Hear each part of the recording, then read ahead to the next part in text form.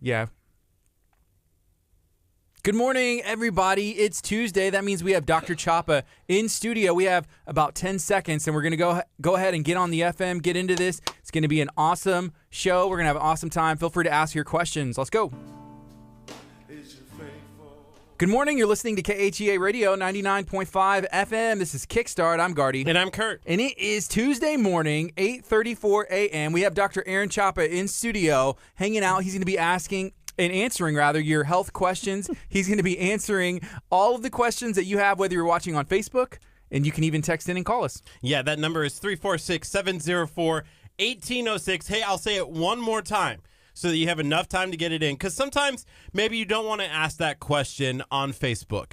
Maybe you're a little concerned about... I got a couple. I'm going to text in myself so nobody knows. That you might not want your name associated with. That's totally fine. That's why we leave the text messaging open. We don't know your number. We don't know your name. We don't store that number. So that number, again, to text in a question is 346-704-1806. That's 346-704-1806. Man, Curt, do you have any questions you're going to text like that you're too embarrassed to ask over the Facebook Live? Gardy Garcia, you know Curt Casper has never been concerned about his name being associated with the health questions or dragged through the mud. I don't think he ever is concerned about his stinky feet, his updo hairstyle, all of those things. He doesn't care. He's going to ask the question. Do you know what an updo hairstyle is? I don't know. I was just trying to think of something other than stinky That's feet. Something for prom. Yeah, like an updo is when like all your hair is back, or even like kind of a braid, honestly. Like a braid could be considered an updo. I did find yesterday at Sally's. Of Sally's. Course he would have an updo. I did find it yesterday at Sally's that they do have a way to do a man bun. I know we talked about that yesterday. No. But they're like more for if you have an updo. Is there a way that we could make a petition? We can. to shut mute his mic off. Yes, we can. We can definitely do that. It doesn't even take a petition. Just one more man bun. One more man bun and you're cut off, Curt. That's right. We got Dr. Aaron Chapa in studio.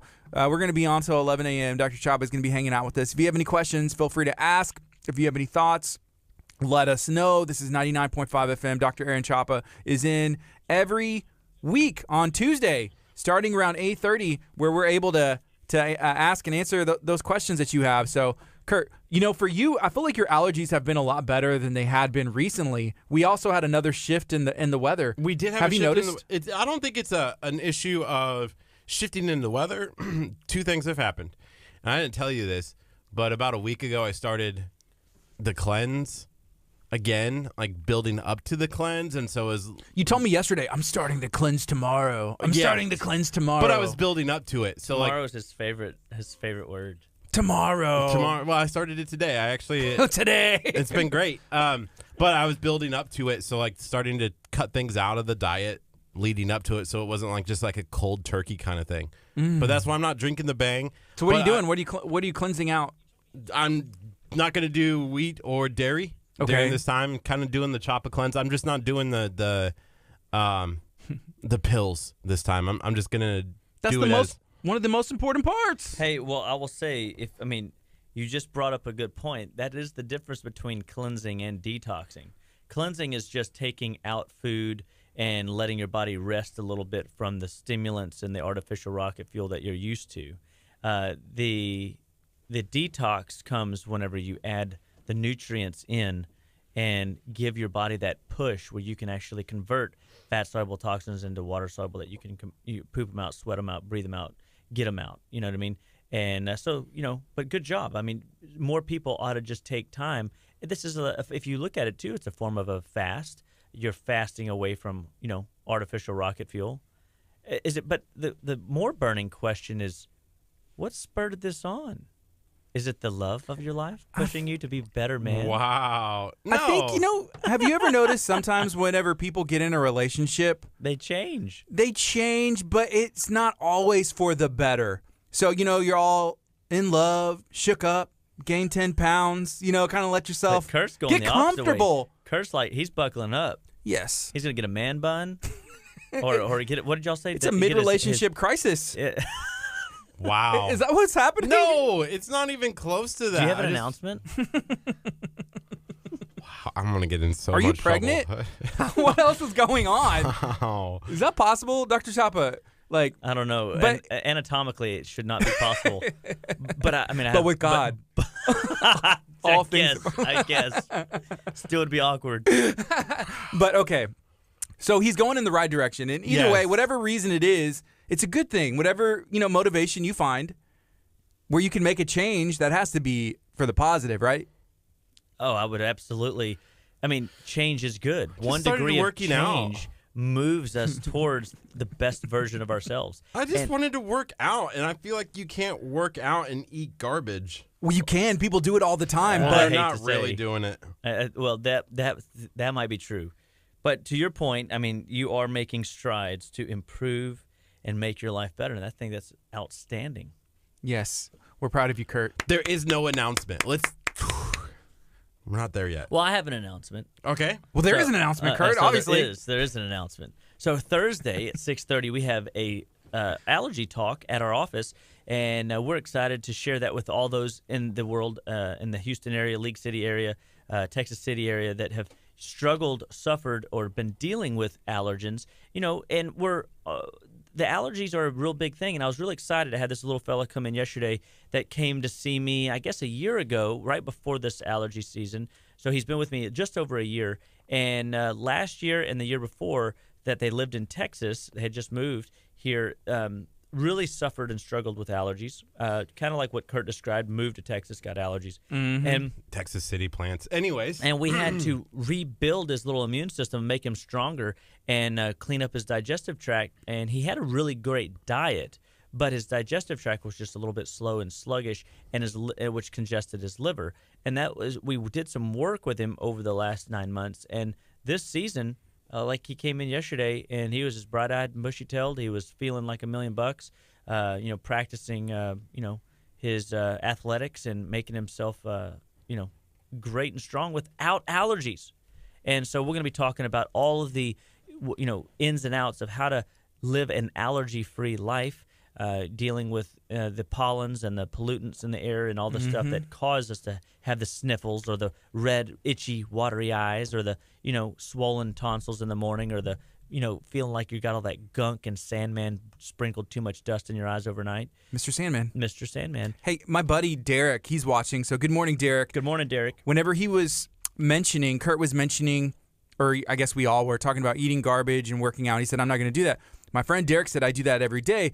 He works in the surveying industry. So he said, I eat garbage and I walk miles. What is that doing for somebody?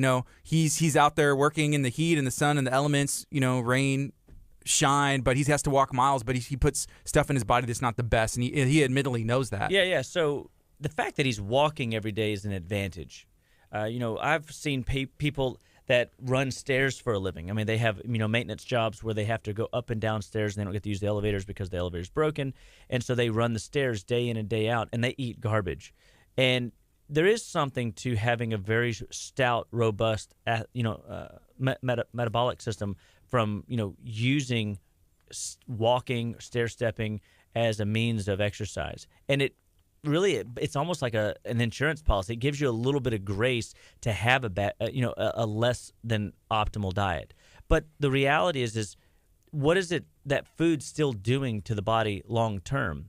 And somebody sent me a funny little meme that said, they said that chocolate, for every piece of chocolate you eat, it removes 2 minutes of your life or something like that. And then the little follow-up was, according to the math that I just calculated, I died in 1859.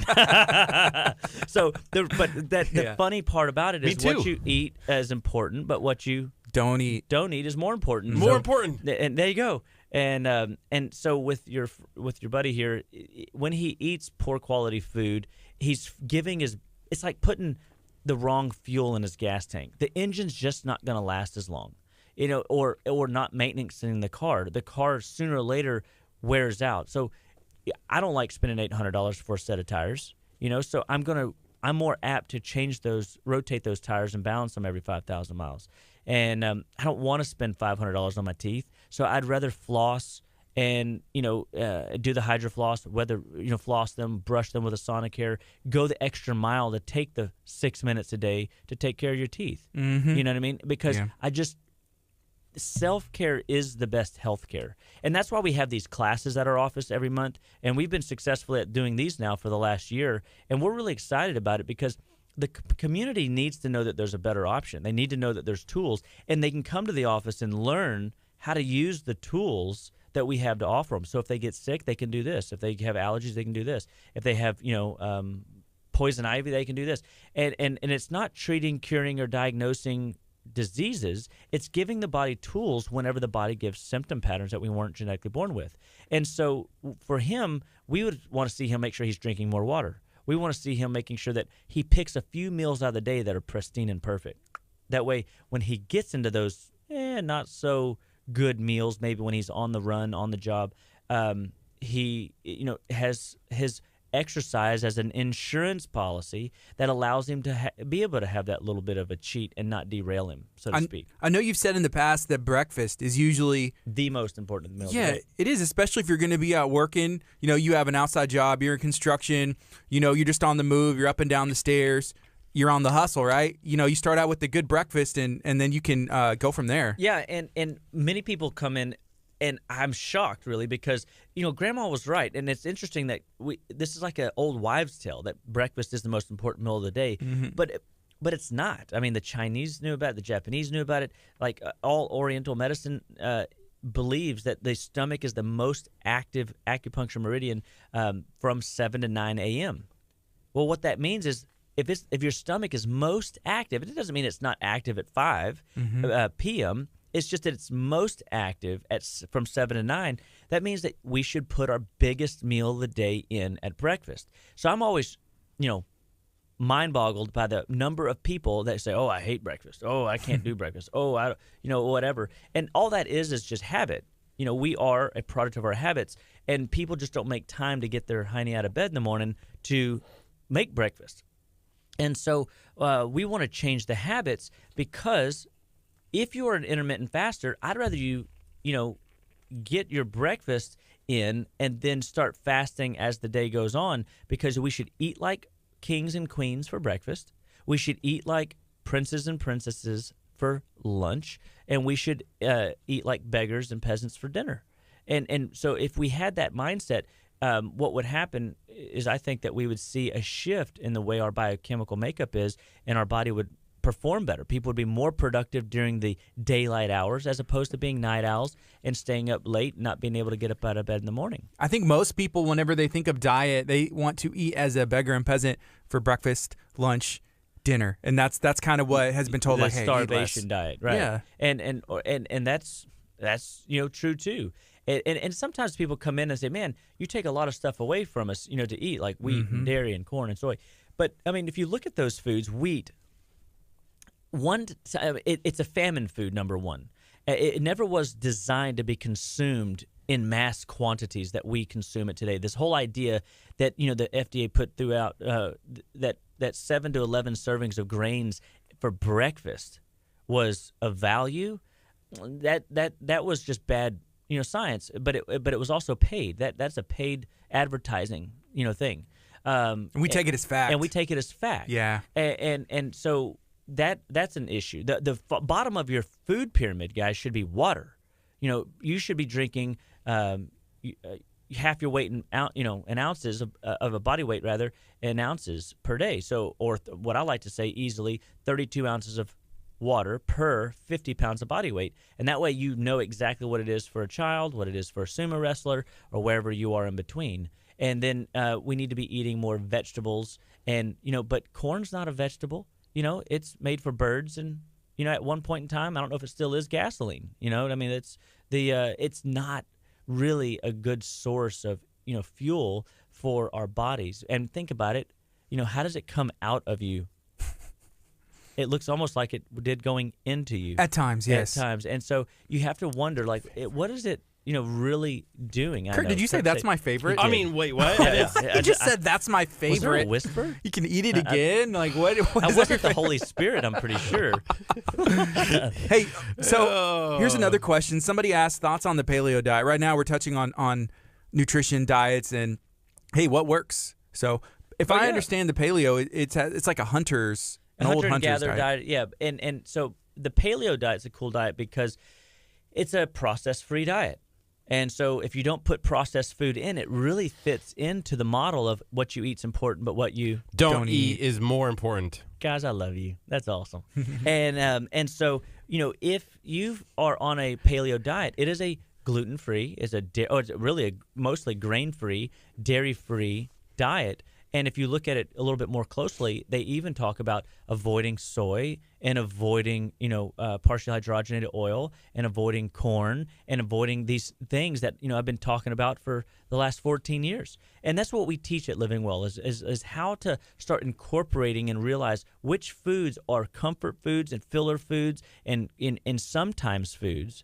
And that's one of my favorite lessons I like to teach my kids is, you're eating some Easter candy. Is that an all-the-time food or a sometime food? Man, you know what? My wife said something to me yesterday because my son, and I told Kurt the past couple of days, he had a fever, and he was actually at his mom's, right? So he was at his mom's, and she returned him, and he was not feeling too hot. My wife was like, man, I was reminded, you know what Dr. Chapa says?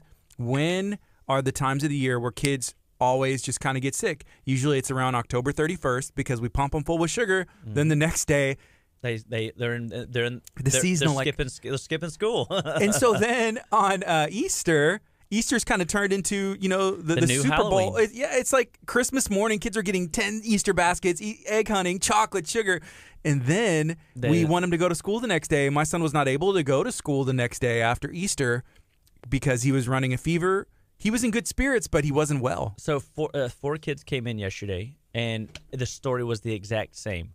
One of them was having, a temper tantrum that was the worst that his mom had ever seen. Mm-hmm.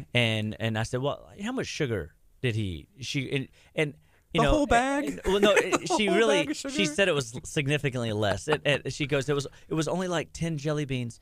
And I'm like, she counted. Yeah. And I'm like, if your kid really ate 10 jelly beans, I'm impressed. But the reality is let's just say it was 10 jelly beans. 10 jelly beans are easy to take down. Of course. But if that kid had that nasty of a reaction, that's how sensitive he is to the chemical sugar, right? Then I had another one that had a fever. I had another one that had an allergy attack that was sneezing like crazy. And I said, well, what did you eat?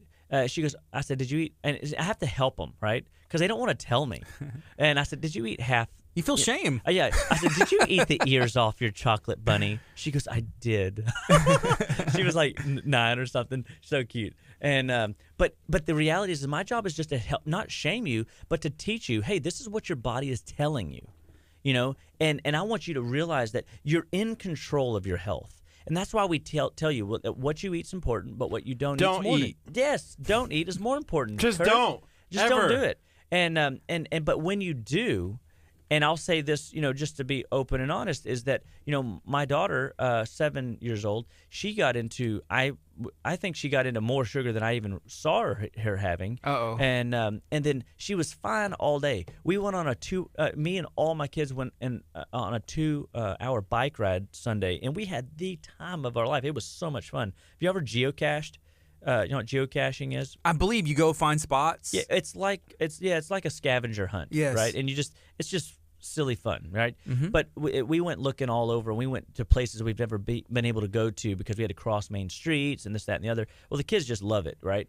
Well, anyway, we found some, and but in the process, we got back home that night, and after a big, long, fun-filled day, and we're getting ready for bed, and I hear my daughter speak, and she talks all the time, so I know her voice, and she was in another room, and I was like, uh-oh. That didn't sound good. She had that raspy, congested voice. And I said, all right, everybody, supplements, everybody around the table.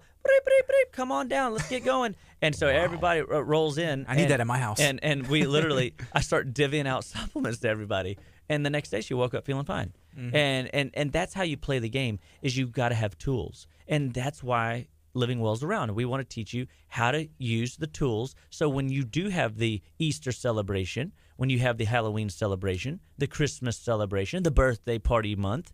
I mean, I don't know about you guys, but we in April we celebrate 5 birthdays and an anniversary, and there's plenty of room for sugar to be insulted into the body, and it will catch up to you. So being able to read the signs, knowing what your body's communicating, whether it's a sniffle, whether it's a rasp in the voice, whether it's a temper tantrum, whether it's a I can't get up and go to school, what you want to do next time is start heading that off at the pass.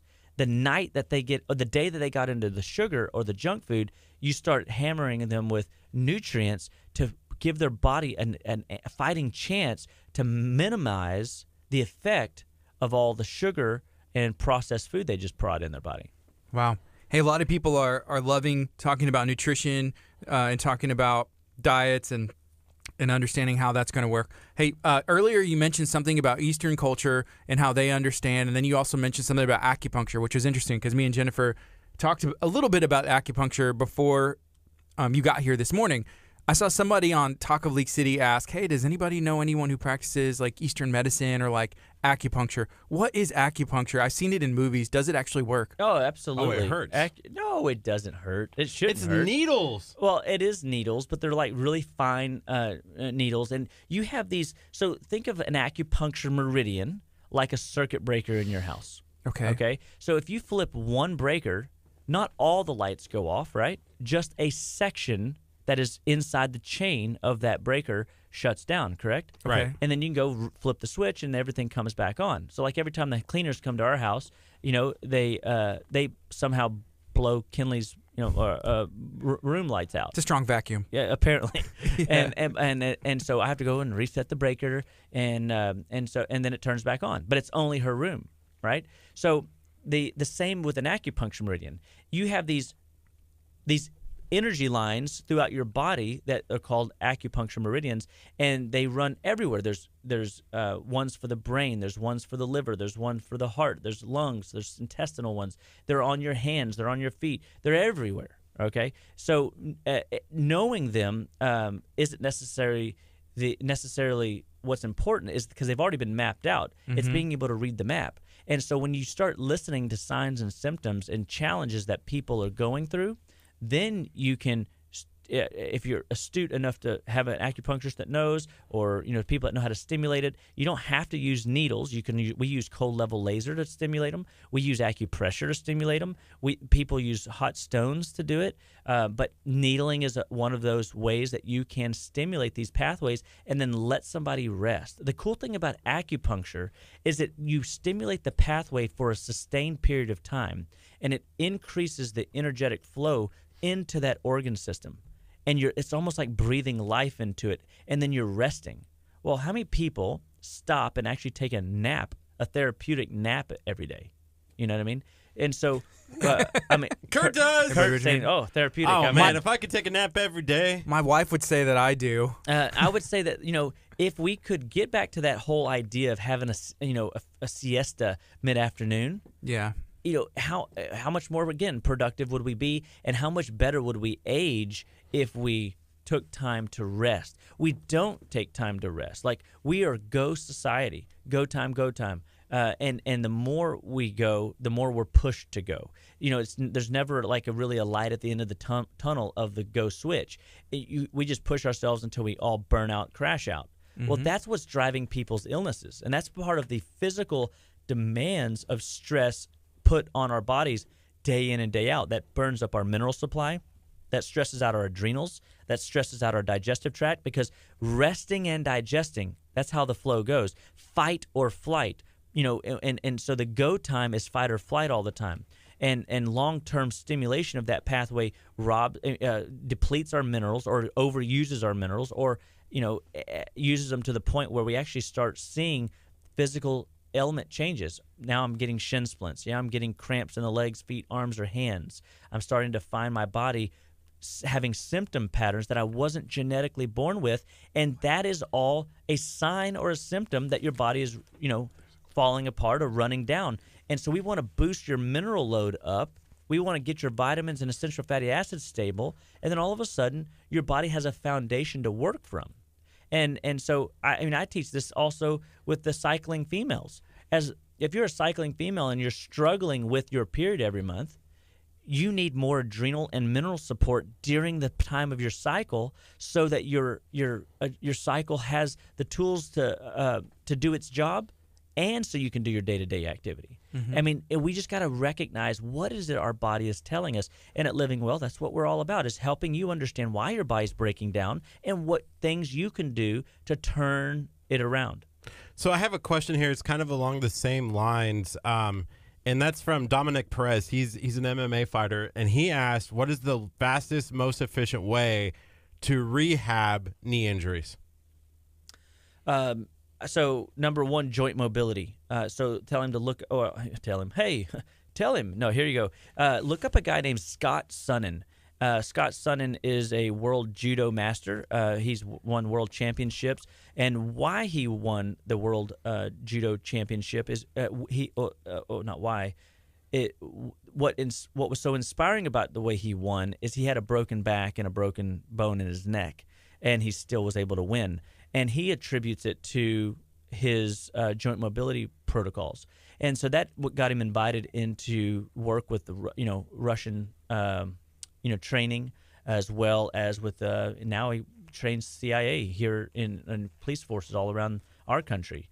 And so pretty amazing dude. And he says joint mobility is the number one fastest way to keep your joints healthy and to get injuries to dissipate out. The second fastest way, I would say, is nutrient supplementation. So we use things like manganese. Manganese is a mineral that we use that helps the ligaments, tendons, and muscles regenerate and heal much faster. And I use a product, one called Manganese B12, but one in particular that would be Ligaplex 1. And then a lot of enzymes, plant enzymes, on an empty stomach. And what the plant enzymes will do is decrease the inflammation process, where his body will get blood in, good nourishing blood in that tissue to start regenerating it. And then we come behind it with a black currant seed oil, which is gamma-linoleic acid, which allows the inflammatory response to complete itself. So many times we're interested in turning off the pain receptors with Tylenol and Aleve or ibuprofen or some of these painkiller narcotics, and these things are not allowing the body to finish the healing process. It stops it in its tracks. It's just like a fever. A fever is an important part of the healing response, and it's also a check engine light. So what is inflammation? It's a necessary part of the healing response and a check engine light. And so we want to assist the necessary part of inflammation, and we want to monitor the check engine light and make sure that it's not out of control. And that's what we can do and manage with fevers. So that's why I always say a fever for a 101 to 103 is prime time for killing. So you want to be supporting the body more often during that cycle of time. The same with an injury. You want to be copious amounts of plant enzymes. So I use something in my office that was designed by the head team physician for the Kansas City Chiefs called Pro-Enzyme. And so Pro-Enzyme is a product that I've been using for years. It's boswellia and turmeric and plant enzymes, and you take it on an empty stomach, and it will eat inflammation out of the joint tissue, and then you chase that down with Ligaplex, some cod liver oil, and joint mobility and water intake. Boom, you got a perfect recipe for a healing, protocol. Awesome. It's 9:02. This is KHEA Radio.com, 99.5 FM. This is Kickstart.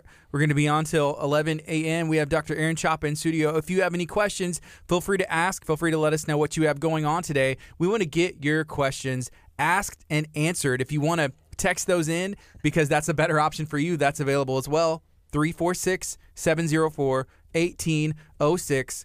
Give us a text. You can put a message in here on the Facebook stream as well. That's a pretty good question, because we talk to a lot of guys who do working out. A lot of us are trying to, change a lifestyle. And sometimes when you go from not being as active to like doing a lot more, there's the tendency for injuries. We talk to wrestlers. We talk to people who do MMA like Dominic and Jose and a bunch of other local people. So those injuries are bound to happen. Yeah, I think one of the things that's weird for me when I'm working out is I noticed in my hamstring that there are issues where it like tenses up and tightens up every time. And you mentioned joint mobility, but I saw a question here from Anthony Tupper. He does martial arts. Tupper Martial Arts is a proud partner of KHEA Radio. Check him out. He said, any way to improve flexibility and relieve sciatic pain. And I think that's where a lot of my issues in my hamstring comes from, my sciatic nerve pain. But there is no cure. What is the sciatic nerve? Is that like Go ahead, let him complete his thought. I want to hear. Okay, but there's no surgical repair to sciatic nerve. Why do you need a surgical repair? Well, you can go in and repair your. You can go get an adjustment from myself or Dr. Amber at Living Well Clinical Nutrition Center. There you go. And I mean sciatic inflammatory responses is, again. I have to apologize for him. I'm sorry, Dr. Chapa. I'm about to mute him myself.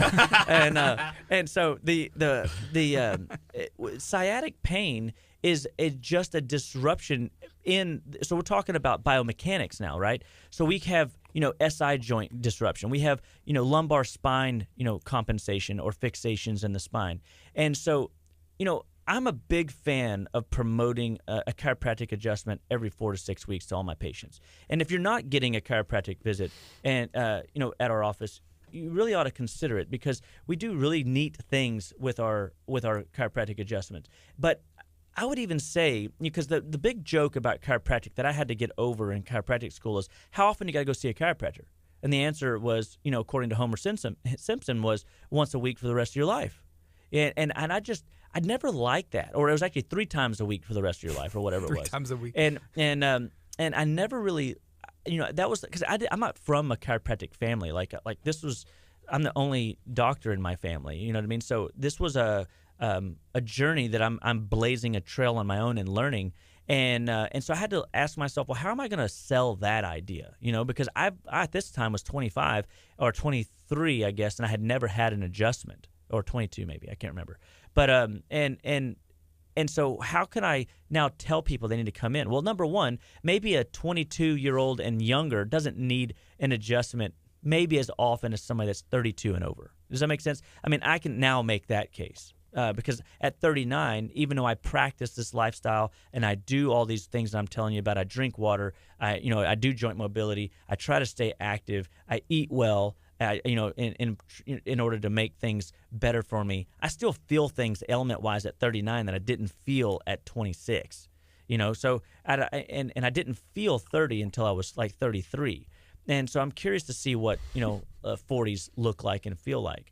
But the reality is the more often I get an adjustment, I do feel shifts and changes in my body, because I'm a regular advocate and participant in the process. So one of the best things that I kind of pat myself on the back on is that I'm a good patient. So I'm not going to tell you to come see me once a week if I'm not willing to go get an adjustment once a week. Sometimes I get adjustments twice a week, because, number one, I'm in a very active labors. It's a job moving bodies around when I adjust a lot of people. So whenever you adjust the skeletal structure, you have to adjust the muscular structure too in order for it to maintain, or no? So the spine has we're adjusting the nerves. So when we adjust the nerves and make and we alleviate a fixation in the spine, the nerves stimulate the muscles, and the muscles are under the control of the nerve supply, the vascular supply.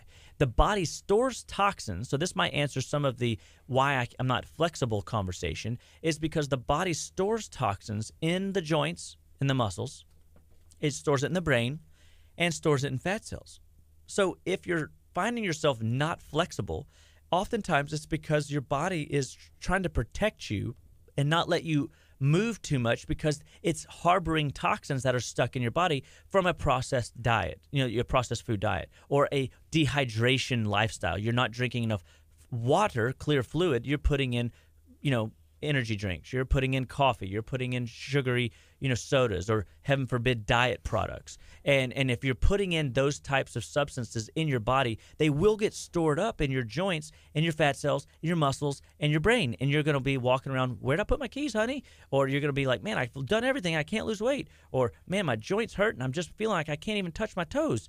Those are all indicators that your body biomechanically is not performing well. So getting an adjustment, and this is what Dr. Amber and I are all about at our office, is getting in there and mobilizing those fixations and allowing the spine, the nervous system to control the tone on the muscles so that the muscles will release, they will contract, they will, tighten up like they're supposed to physiologically, and then we can alleviate things like sciatica. We can alleviate, shoulder pain or neck pain or back pain or whatever's going on in the body. And so definitely, if you're not an advocate for, acupuncture, you should try it. I mean, the only way is to get in there and see how your body responds. And I use, a lady in Nassau Bay, Dr. Deb, because she's, a doctor of Oriental medicine. She's practiced this stuff, and she does a 5-element technique. It's a little bit non-Westernized. It's more in the Eastern vein. And, and it's been really good for me. And I love going on her table because, one, she puts me in an acupuncture coma. I mean, like she puts the little needles in and then walks out the room, and then 40 minutes later I come back to, and I'm like, whoa, where am I? and I'm like, energetic and jacked up and feeling amazing for days from it. And I think, again, stimulating those meridian pathways, getting an adjustment, stimulating those neurological pathways, and then biochemically feeding the chemistry in our tissues that need fuel day in and day out. I mean, the thing that I'll say about all of these techniques, which one is most important? I mean, and I'll always make a case that food is important, because you can take a person and only do acupuncture. You can take a person and only adjust. You can take a person and only feed. Which one lives longer? Mm-hmm. The one you feed. Mm-hmm. You know what I mean? And so I'm not taking anything away from all those other techniques, but those other techniques are more impactful when the body is fed well and it doesn't have as many inflammatory, junk foods put in and day out. So I went the other day and got an adjustment. I'm supposed to go back next Monday to you. Supposed to? I am. I'm going back. I'm saying I'm supposed to. I may need to come in sooner, all I'm saying. Okay, got it. So I always feel like the left side of my body, I explained to you, and you knew because I sat on the table and saw everything. They're like my pelvis or my hips are like shifted on one side, and it makes me Legs feel funny. Longer and all yeah, this. it just messes with me. So I felt... I mean, wait, what? What? I didn't say anything. You're good. Keep going. Okay, anyways, I'll just turn Kurt's mic off. And I lost my train of thought.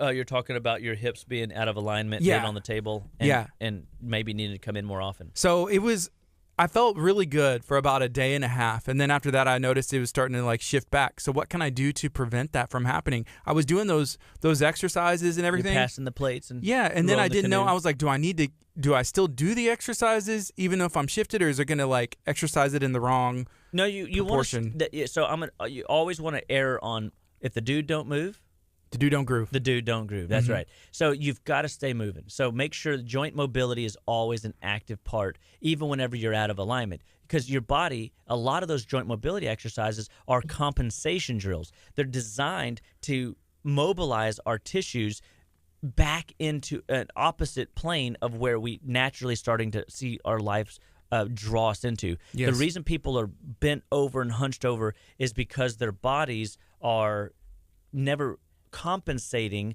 for the activity or that they were doing for so long. So we want to pull the body in reverse. So joint mobility is the opposite of what life's trying to do. Life is trying to get us to be stagnant, to sit behind a desk, to sit in behind the steering wheel of a car, to sit on the couch, to sit in our pews, to sit in, you know what I mean? Like everything in life is designed to sit. We need to make sure that we're doing enough drills throughout the day, whether it's exercise drills, compensation drills, joint mobility drills, to mobilize the body. Drink more water drills. Why? Because that's biochemically allowing things to happen. So one thing, if an adjustment's not lasting, that tells me minerals are low. That tells me water is low. And that tells me that we just haven't maybe worked on you enough. I mean, that was only our first time. Yes. And so I have patients all the time that if you were in pain, like if you had just gotten in a car accident and whiplash, I would probably had you come back 2 or 3 days later. But because you're not really in any pain and you're relatively an active fella, like you hit the gym and you got a kid that you're chasing around and not active. Oh, okay. Well, we got to get him active. He used to be active, and I'm more active than Kurt has ever been in his entire life. I don't know why. So look how proud he is of that exercise. That's awesome. It's amazing. Look at us. Look at him. I've been working out a lot. A lot. So there you go. So one of the things is your adjustment will start to last as we get your mineral levels up and we start decreasing the inflammatory response. We'll find some other things. It could be, no offense, your little friend. Energy drinks, huh? Yeah. No, I mean, I'm not saying it is, but I mean, that does deplete your body of minerals. Okay. And minerals are, like I was telling a patient yesterday, if all this technology we have is so powerful, right, and we love it and we depend on it, but what if we unplugged it? We'd be off the air, right? Yeah. Minerals are your power source. And without minerals, we don't have the power source to plug our body mechanics into, our muscle, growth development into, our biochemical health and well-being and regeneration power into. And so we have to have a strong mineral base to run the glandular axis, to run the physiological muscle physiology axis, to make sure that the nerves are working and performing like they're supposed to. Minerals are a vital key. And I'm not saying go get calcium, although calcium is very important. I'm talking calcium, magnesium. I'm talking about iodine, potassium, manganese. Zinc. There's so many that have, they're involved in every function of our bodies day in and day out. Dr. Chop, we got a couple questions. We can get these asked. This one's from Ashley, and I feel like I know the answer, or at least part of it. Ashley said, I found a yellow spot on my eye yesterday. Should I be worried and get it checked out? My guess would be like, hey, first, drink more water. What are your thoughts? Yellow spot on the eye. So yellow spot, I'm assuming in the sclera, in the white part of the eye, or is it inside the duct, like on the internal parts of the eye? And so this is good insight. But I would say first, yeah, absolutely, drink more water, and let's feel around our neck and see if we don't feel tenderness, or see if we don't even have a swelling in the lymph node. If we have a swelling in one of our lymph nodes, that might be an indicator that you've got a little infection trying to brew due to lymphatic congestion, where we would come in with something like Thymex and Spanish black radish, and to order to start breaking down those clogs in the system. And this will support the immune response and allow congestion to be freed up. And that's what is driving most of our ailments like that. If you get a spot that pops up, it's typically because of congestion somewhere in the system. And so if you got a yellow spot, on the eye, first, there's something else you could do just for a topical health, response is put a hot, as you can stand, tea bag on the eye and let it act like it's a hot compress to loosen up any of the lymphatic crud around that tissue. We got some clarification. You said by the duct on the white spot. By the duct on. Okay, got it. So that is really close to the ducts, and I would think that the ducts are clogged, and so you're seeing a little bit of it back up, and it's like a window into the soul, so to speak. It's teaching you, hey, there's something right there. I need you to address this congestion. So you could do a neti pot. We put herbs in to neti pots as well as the saline solution and run that through the sinus cavity. You could bathe your sinuses. You could take some melaleuca in your what do you call that? The hydrofloss, the water pick, and drive that into the gums on the top of the tissue and clean up the gum tissue. You could massage with peppermint oil along the cheeks of the mouth and around the temples, and you could increase vascular flow that way. You could chew up Thymex and Spanish black radish and work on the actual lymphatic tissue and see if we can support those any congestion there. And that sounds. I mean, I'm impressed with myself. That's awesome. That was a good question. Hey, the neti pot. Hey, can you turn my mic back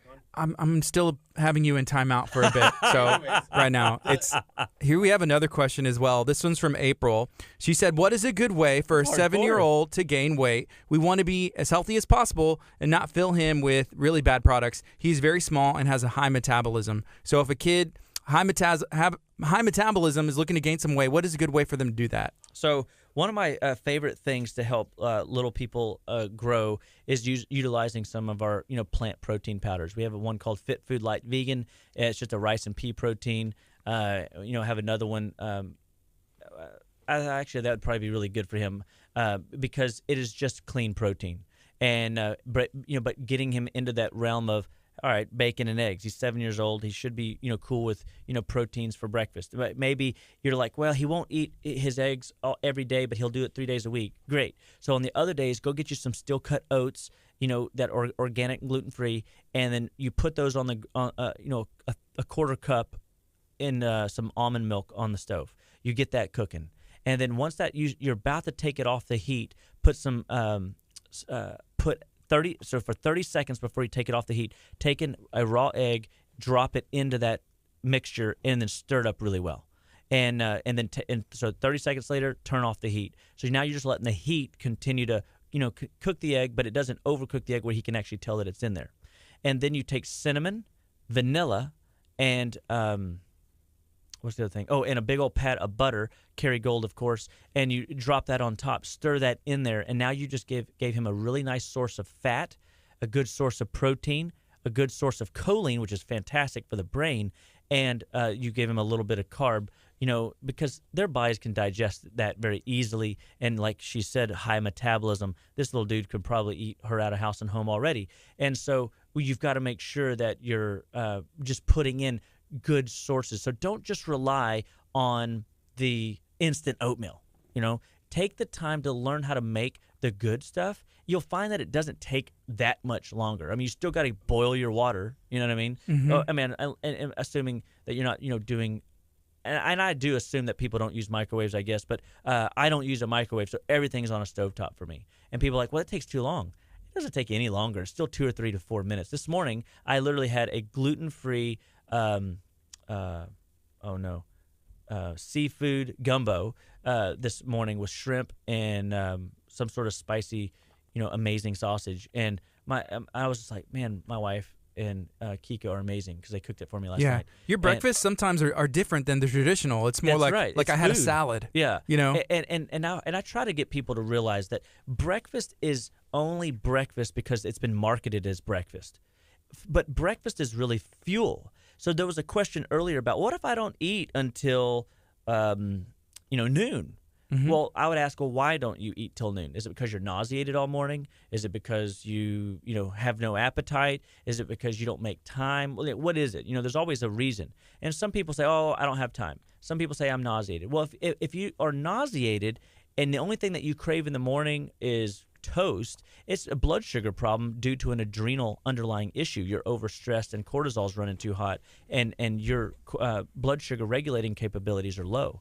And we've got to balance that out, and you'll see your appetite kick back in, and you'll appreciate real food again. So April asked one more time. She said, what is the name of that protein powder? Oh, Fit Food Light Vegan. That's at my office. And it's a very basic protein. There's nothing. It's not a detox shake like a lot of my protein powders. It's not a gut restoration shake or anything like that like some of my other ones. It's just hey, this is a nice little meal replacement and a good source, and it tastes good. It's a chocolate or vanilla, and of course you can mix it with the Greens 8000 to make it even more fun. And there's more nutrients. 21 servings of fruits and vegetables packed in a powder, and it's just a really neat and easy way to get that nutrition in. That was actually my breakfast this morning, and I was able to do the thin mint. One of the things that you work with. I'm proud of you. I'm proud of you, Kurt. Thank you. One of the things that you usually work with are ladies that are pregnant, and so you have you work with and specialize with everybody, kids all the way to Elderly. full adults, right? Yeah. So April wants to know. She said thoughts on intermittent fasting and breastfeeding also. So I don't think there's anything wrong with if she's breastfeeding to do intermittent fasting alongside it, because intermittent fasting isn't necessarily a detox. Does that make sense?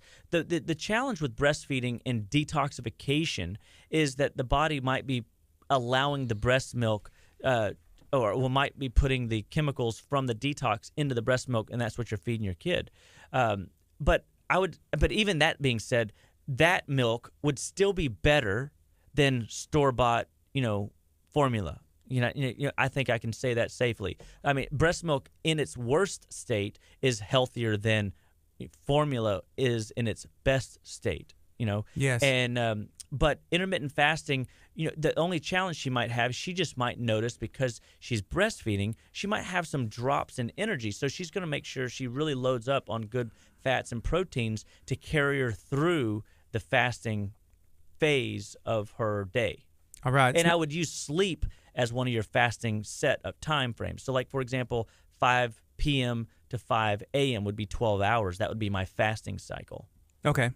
It's 9:23. This is KHEA Radio, 99.5 FM. Curt, I'm going to turn your mic back on. You ready? Have you had a good time out? It's been great. It's been fantastic. I still had my mic going. I was still talking. He was doing accounting also. I was. Accounting? He was doing his taxes. I was. He usually just texts. Like, during whenever maybe the it was camera's on texting. him, he's just, like, texting people and messaging. And I'm like, isn't there something else you could be doing instead right now? Usually, like today, it's been dealing with. I saw Ashley actually gave us your acupuncture. Deb. Contact? Yeah, Dr. Deb. Yeah, he was Dr. talking Deb. about being on the table. Do you have any experience doing acupuncture yourself? Like me, like needling people? Yes. He said, no, I'm not an acupuncturist, but I use acupuncture concepts and processes using when we do neuroemotional technique, which is an emotional clearing technique. I use it also whenever I'm stimulating reflexes before I adjust, because so I use more of acupressure in the office, and then I use cold level laser therapy, which are all other forms of stimulating acupuncture meridians. I think you did something to me because you were pushing down like pretty hard a couple spots on my stomach. Yep. One side, it felt like a lot of pressure. Then you did it on the other side, the exact same thing. And it wasn't as much. It wasn't as much. Yeah. And typically there's always, a one-sided glitch that causes compensation in our hips that will create, leg lengthening issues or just, that restriction in our biomechanical being. And so, when we use also acupuncture points and visceral acupuncture reflexes, whenever we're doing nutritional work as well, because your body, just like everybody has a deep tendon reflex, and everybody knows that if you hit your knee, your leg will kick out, right? Or if you do something with your, a doctor comes in with that little hammer and hits your elbow, the inside of your elbow, he can feel something that he's testing something. That's a deep tendon reflex. So there's visceral reflexes also that we're looking at and evaluating also, and they're just different reflexes. So the body is loaded with reflexes and check engine lights that are always on display, but just people don't look at them. So we've got like the little moons, the little half moon structures at the base of your cuticles on all your fingers. And if you have them on your thumb, that's good health circulation for brain and major exit channels. For your pointer finger, it's your liver and gallbladder. For your middle finger, it's your cardiovascular system. So you want those? You want half moons, yes, sir. If you don't have half moons on your ring finger, it's your hormones are glitched. Or if it's not on your pinky, your thyroid is not functioning well. And so we can see where people begin to decline early in life by not having a strong, robust glandular system. So you can assess yourself right now. You can look at your fingernails. Do you see white spots? That's zinc issues. Do you see ridges? That's other mineral issues. Look at your tongue and you see creases and cracks inside the tongue, that's digestive enzyme issues or pockets of inflammation in the liver, the lungs, the spleen, the heart. If you see yeast all over the tongue, so there's analyses going on. Oh yeah, Curt wants us to look at his tongue. And if we look and evaluate these ideas, these are I'm about to turn your mic off again if you don't stop making noises. Eastern medicine techniques that have been passed down through the ages, and the body is crying out for help. It just needs somebody to interpret the signs, and that's what Living Well Clinical Nutrition Center does. Is we're all about helping you understand why your body's breaking down and give you tools and alternatives to why those things are breaking down and how to prevent it. I don't think I could ever do acupuncture. Yesterday, my girlfriend Ayola, she got her nose pierced. Ouch. And they had the needle like sticking through her nose, and I was just like, nah, I can't. But no, that's I don't know. What is that? A 18 gauge needle or something. That's big. Acupuncture needles are they're smaller than a sewing needle, and they're not driving it through the tissue like she did. It's really subcutaneous. So it's really in there only, I don't even know what the measurement would be, but it's really micro measure. I don't even think millimeters is right. It's barely in the tissue, but it's in there just enough. And it's in there just enough to, get rid of pain and inflammation. It's in there just enough to stimulate a movement of flow towards an organ or to relieve congestion from an organ. Every organ in your body has a trash eliminating system. And it's just like every one of our houses. If we left the trash in our house, our houses would stink, right? But thankfully, we all drag the trash to the curb twice a week so that the trash man can come pick it up. Well, our job is to take the trash out. The trash man's job is to pick it up, correct? Mm-hmm. So the organs in your body have a trash elimination system that that they put into the lymphatic system, and the lymphatic system transports that trash to be exited out of the body. If that lymphatic system gets congested in any way, it could be because the kidneys are sluggish, the liver's sluggish, the bowels are sluggish, and then all of a sudden now your skin, hair, face, ears, eyes, nose, throat are all messed up. That's the high lymph congestion sign or symptom. It could be your skin, eczema all throughout the body. That's the liver aspect of the lymph system congested. If you start seeing, migraines and headaches, that's the blood spleen system being congested and messed up. And the digestive one as well, depending on where the headache would be. So your body's constantly reaching out and giving you information. You have, and so when I ask patients, where's your headache come on at? I have to define what that is. Like, what do you mean, where does it come on? I just know I have a headache. That's what I'm here for. I want my headaches to go away. Yeah, but where do your headaches start? Oh, they start in my temples. Oh, well, that means that there's metals and chemical burdens in the body. What about in the base of the head? Oh, that's digestion. There's a digestive issue going on. And typically, if it starts on the right side, it's right lower digestion. If it's on the left side, it's left lower digestion. And so your body's always throwing off information for you to utilize to help you be better if we listen. But we just are so disconnected from the way our body performs that we have to go get on a drug to block the pain instead of appreciate the check engine light and assist in the process of healing and a good healthy response. Here's another question, and this is good because the weather's been really nice lately. Oh, man, and we're getting into summer. It's spring right now, so love it. This question is, what's a good sunscreen that isn't filled with chemicals?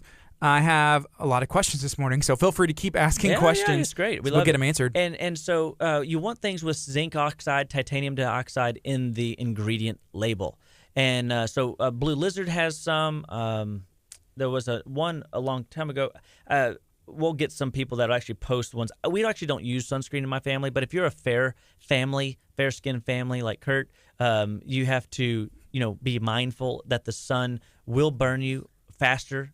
No offense. Rude? No, it is what it is. So you don't use sunscreen? No, we don't use sunscreen. What do you do? You don't want a sunscreen. You want to actually take sunscreen out of your vocabulary and use sunblocks. Sunblocks are healthier. They block all of the different rays of the sun, not just the, I believe, the beta waves. But if you just block one of the waves of the sun and you create an increase in the other waves, that creates an imbalance. That's what leads to skin cancer, guys. You don't want to have imbalances in your skin melanocyte receptors. And the sun wants to stimulate all the receptors. That's by design. And so the best sunblock, I can tell you, is to have adequate amounts of calcium, lactate, and cod liver oil in your body. Because now you've got the essential fatty acids carrying the calcium to the tissues. You've got the vitamin D opening up the cells for good healthy absorption. So guess what? When we were out in the sun on Saturday, when I got home, every one of my kids got cod liver oil, a teaspoon, almost probably a little bit more of Coral Legend, which is a magnesium calcium product, very absorbable, and inositol, which is basically just neurological upregulation and choline to help with the driving of those minerals to their destination, because that I didn't want them waking up the next day with a summer cold. Yes. So you go on cruises, and even whenever you're on the cruise, you're outside in the sun, on the boat, on the beach, and everywhere else. What do you do? Same thing? Same thing. I take my supplements with me, and your body's designed to handle the sunshine. Now I do use hats, and I use sunglasses and things of that nature, and maybe I'm not completely letting the sun blister me. I use the long fishing shirts and stuff like that. But I'm not afraid of the sun. We get in the sun and we let it work on our body. But again, if you're a fair-skinned person, that's where sunblock is your your play. And if you use the ones with titanium dioxide and zinc oxide in it, it will reflect all the rays of the sun, and you're still going to get it. I mean, you can't stop the power of the sun. Do you have any brands off the top of your head? Yeah, Blue Lizard has one, Okay. but the problem with it is the Blue Lizard has they still have other chemicals in it that we don't like, but at least you're blocking the sun. But it's not going to be like the sun's screen that only blocks a portion of the rays. And see, it's when we create the imbalance. And I will do my best to get. There's one that's I'm trying to think of off the top of my head, and I just can't grab it. Again, I just haven't used it in a while because we just don't in my family. But we have a good. My wife's good part Indian, and I'm good part Hispanic. So we've got good genes. Like my daughter, she'll turn as brown as a bear. Like it's probably like you. You probably get a good tan. You probably peel once and then you get a good tan. But I'm also not encouraging people to go out and let the sun just beat the tar out of you. Mm-hmm. I don't want that leathery skin look. And that happens whenever you let the sun beat you and beat you and beat you. And so a lot of those people that do that also, no offense to them, they smoke, they drink, they do all these other things that rob them of minerals, right? And now when you have a mineral glitch and you're letting the sun beat the tar out of you, your body is more apt to burn and not heal and repair very well. And so we take adequate amounts of cod liver oil in our home because of the omegas plus the vitamin D. And we take adequate amounts of vitamins and minerals, and we use those through whole food sources. We use a product called Catalin, which is basically 200 phytonutrients and phytochemicals, very safe for all ages. Have a gluten-free version as well as a regular version, soon to be all gluten-free. And then we use multi-minerals because we, as a society, don't get enough minerals from the food that we're taking in. Right now, that's estimated that 65 cups of spinach today, it was equivalent to a cup of spinach back in the 20s and 40s. You know what I mean? And so we have a mineral glitch issue in our food supply, even if you are eating vegetables. But if you cook your vegetables, you lose stuff. If you if you cook your food or if you eat processed food or food packets with labels on it, those are processed foods that your body may or may not be getting, whatever the nutritional facts are. Those facts are there. It's there, but it might not be what your body really needs. Yeah, things change over time. I saw a picture the other day, and it was a 2x4, and it said, a 2x4 in 1900, a 2x4 in 1950, and then a 2x4 today. Yeah, or whatever. It's probably bent, and ours today aren't very healthy. Well, it was just showing the size, hey, this is how they used to measure stuff, back then, and it was maybe really 2x4, and now today, a 2x4 isn't actually. So I assume things some of our measurements just change, and products change. Yeah, and they realize that it doesn't necessarily have to be 2x4 to get the job done that they thought it once did. But to your point, we have a tendency to always take the path of what? Least resistance. That's it. And we're creatures of habit. I don't want to sound ugly, but we're all a little bit lazy, and we don't want to go the extra mile. That's why brushing our teeth isn't fun, but we should do it. I love brushing my teeth. I do too. That's why I talk about it a lot. I enjoy a good flossing, but I also enjoy a good meal. And so I don't eat. I've got away from the idea of just because it's a ritualistic idea to eat fried chicken on a holiday, that doesn't necessarily mean that I have to, right? My body doesn't like fried chicken. My body, gives me heartburn, and I don't want to breathe fire, for 3 hours. And so does that mean I'm unhealthy because I might get heartburn if I eat bad food? No, I think that's my body telling me that my body is, eating poison, and it's trying to breathe it off, outgas the toxic mess of it. And I want to honor my body in that and say, hey, body, if you're telling me don't eat that, thank you for this check engine light. I'll be more mindful next time. You know what I mean? Yeah. As opposed to curse you. Where's the antacids? And, we don't want to do that. And but that's the society. We pill for an ill. That's what's been marketed. Yeah. And people say, well, Dr. Chopper, you use pills. Well, you're right. I use pills, but my pills are food in a bottle. and it's because you're not eating enough vegetables throughout your week, throughout your day. And if you're not willing to do those things, I'm going to have to supplement you. And that's what a supplement is, supplementing a diet. You can't live on my pills, but we can supplement my pills into a really good diet, and you're going to have really good health. So and that's cool. That heartburn is a check engine light. Just like anything else, is your body's telling you, like, hey, this isn't good. This isn't for me, right? That's right. It's an absolute check engine light, just like the fingernails and the analysis of the fingernails and or the moons, the Kurt's nose. That's a check engine light, That's a check engine light. like a legit Listen, check engine it's red still light. here. It's been like, what, 4 weeks now? Yeah, but when was the last time you came in, bro? It grew a brother right next to it. Is that another one? Yeah. Yeah. Well, but- I think it's... But what if you're detoxing? It moved. Now you've changed your diet. What if you're detoxing the trash out? Now, I said earlier, a difference between a cleanse and a detox, but I can't control whether or not your body turns on your detox pathways or not. You're eating better food. Your body might say, hey, I'm pushing some infection out of that guy's face. Well, I also started using Neosporin, and it's helping, like, to put on there. You should put USF ointment. It's an ultra-saturated fatty acid, so you could eat it as much as you could apply it, and it's so much more powerful than Neo. You should just go on that diet. Just just eat the tube You shouldn't be eating Neosporin, because I also... No. to treat your tongue as you were sticking it out earlier. There's cracks in it. It's totally not my digestion. It's just just some Neosporin on the tongue. That'll work. It's 9:39. This is KHEARadio.com, 99.5 FM. We're talking to Dr. Aaron Chapa. He's hanging out with us every Tuesday here in the studio, starting at 8:30. Yeah, so coming up at 10 o'clock, we have Gringos is coming in from Texas City. Oh. The manager is going to be in.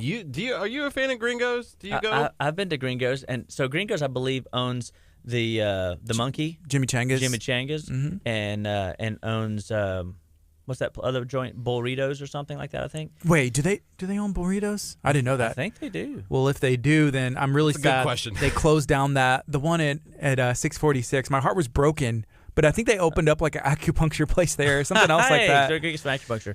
So who knows? So am I a fan? I don't know. Really. What do you get at Gringos when you go? It would be fajitas. I always go safe if I'm going Mexican food. Fajitas with and I always get like a romaine lettuce leaf for my tortilla, and then salsa, the red sauce, because I think they put dairy sour cream in their green, so I can't do that one. And then pico de gallo and lime. Lime. I was going to ask, do you do the lime? That almost makes like any Mexican food just a little bit better. You can dress it up, but you do have to. It wasn't Gringos. It was another place that I called because I ate some fajitas from there, and oh man, I had the worst headache and I felt miserable the next day. I felt like I was hungover, like my eyes were swollen, I was tired and sluggish, my throat hurt, and I was like, man, what happened? I ate perfect last night. All I had was like I didn't even eat a lot. I know I didn't even overconsume, and things like for me anyway. Like I don't just assume, oh, I might be catching a cold. I don't assume that. I go, what did I do? Like what happened? And then I go, you know what? I'm going to call them. So I called up this joint and I said, hey, I'm having a big party and I'm catering, but I got a lot of people with really weird food allergies. I need to know, can somebody go through the ingredient list on your fajitas?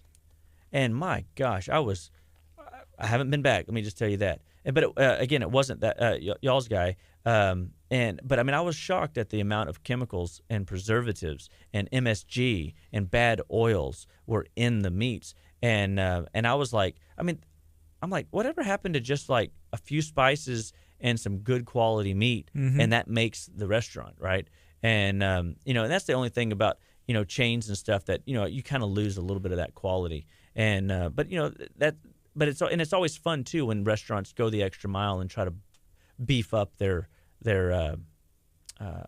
beef? Their beef, their chicken and whatever. Beef up their beef. So, hey, this is another question. But Jimmy Chang is one of my favorite things is their ahi tuna salad with none of the wonton and grain stuff on top. I've had it. And I put all the sauces on the side and I just kind of dip. Oh, it's like heaven for me. It's good. It is good. It's good. So this is from Margaret. She said there's some direct marketing products. Do you have any thoughts on any of these? I'm not sure if you've gone through those lists. So, yeah, one, I haven't actually looked at, I think I've seen some of the Arbonne ones. And I'm assuming, are we talking about the skincare conversation or just in general these companies with respect to their supplement line? Probably just in general, because Okay, I know so- they make drinks and stuff too, like so powders. a lot of these guys still use some of them use artificial sugars in their products, and they're sourcing where they're getting their crop is questionable, and again, you're always going to pay a higher premium for a direct marketing product. I mean, network marketing or multi-level marketing, whatever you want to call it. And so I'm very as a general whole, I'm going to buy from the manufacturer, and I'm going to because I can control what I'm buying. So if a product that a company makes in my office that is not doing what I want it to do, or I don't have a need for it, I don't buy it, right? Or let's say they change the product, I stop buying it.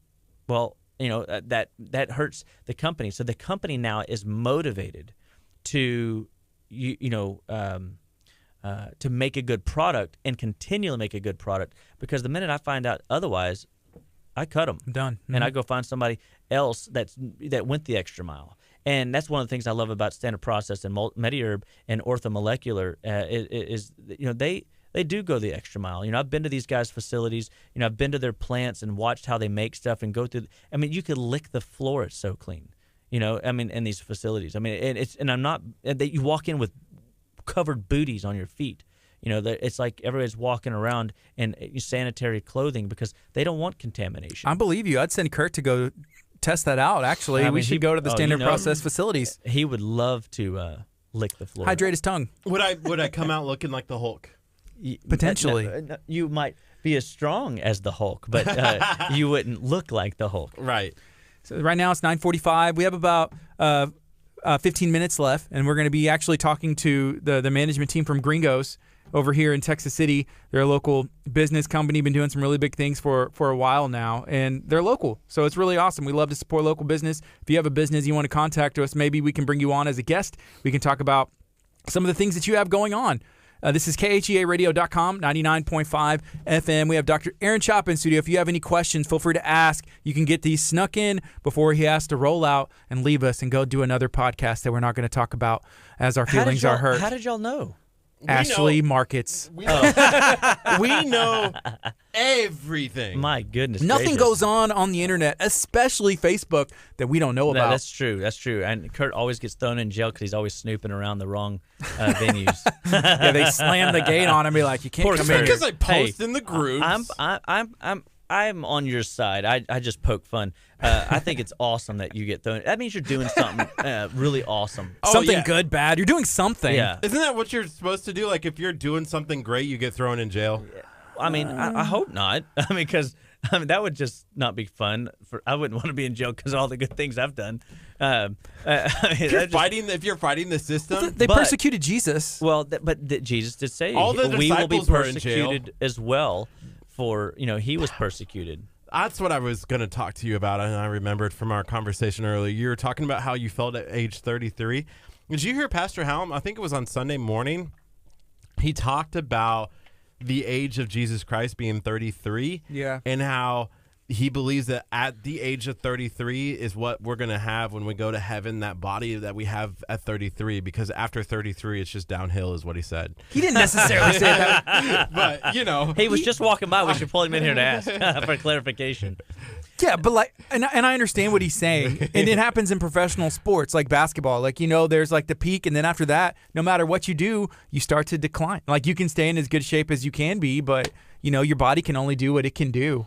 I thought it was hilarious. I was like, 33, that means I have 2 more years. To get in shape? To get into Yeah, where I you need better- to be. yeah, Because I'm going to be stuck with that body This is it. forever. Oh, I mean, well, but so we had a friend of mine come in yesterday, and he was telling me about one of his buddies that, he was about, I guess, 150 to 180 pounds overweight, and a doc that he worked with over in California, got him on a keto diet.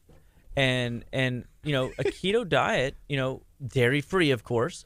The guy lost over the course of a year and a half 180 pounds. He lost every bit of that weight. It's like a person. And he lost a person. His blood diabetes medication was gone, and his psychiatric medications was gone. Now, I mean, and this is not my patient. This is just hearsay. But I've heard so many stories like that, and it always comes down to blood sugar. So whenever I work with a case, I always start with balancing the blood sugar. I always start with the digestive tract and making sure that your enzymes are where they need to be, and making sure that you have the ability to break down food in your stomach, break down food in your small intestine, absorb it, because you're only as good as the food that you absorb.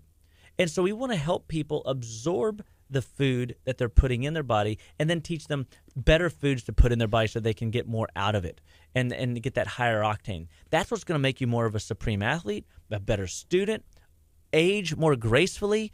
It's unnecessary that people are aging with the case of the suddenlies, where they feel the pain, the inflammation, the adrenal stress, the anxiety, the sleep disturbances. And guys, if you do have check engine lights going off, sleep patterns that aren't doing what they're supposed to do, you're not regenerating during the night, and your body is crashing and burning on you, that's what Living Well Clinical Nutrition Center is here to do. Jennifer, you got something to say? Nothing. I was just gonna say I'm just calculating how much time I have left until I need to get my body in shape when I turn 33. It's just my hamster's turning. Do you want me to mute his mic? I don't know. But it's interesting. I saw smoke coming out his ears. I thought he was grinding those gears to the hard gerbil. boards. The gerber. Yeah. He's like rusty little. You gotta get you a new wheel in Do there. they dude. do acupuncture on your brain? They can. I We think. need to we need to have a demonstration. We might burn the needles up. Wow. But what Jennifer and Dr. Amber and myself are evaluating for is, where is your body in the continuum? We are all born, we grow, we develop, and we decline. That's called the pauses of life. Menopause, andropause. Is menopause a thing? It's actually called andropause, but menopause is a female breakdown in the hormonal chain. Andropause is menopause. It's the man version of female hormone changes. Okay, gotcha. Male hormone changes. But you also have electropause, which is where you see elasticity issues start to break down. You see vascular pause, where you see vascular changes begin to shift and wear out. That's why people, the older they get, they start bruising easily. You ever seen that?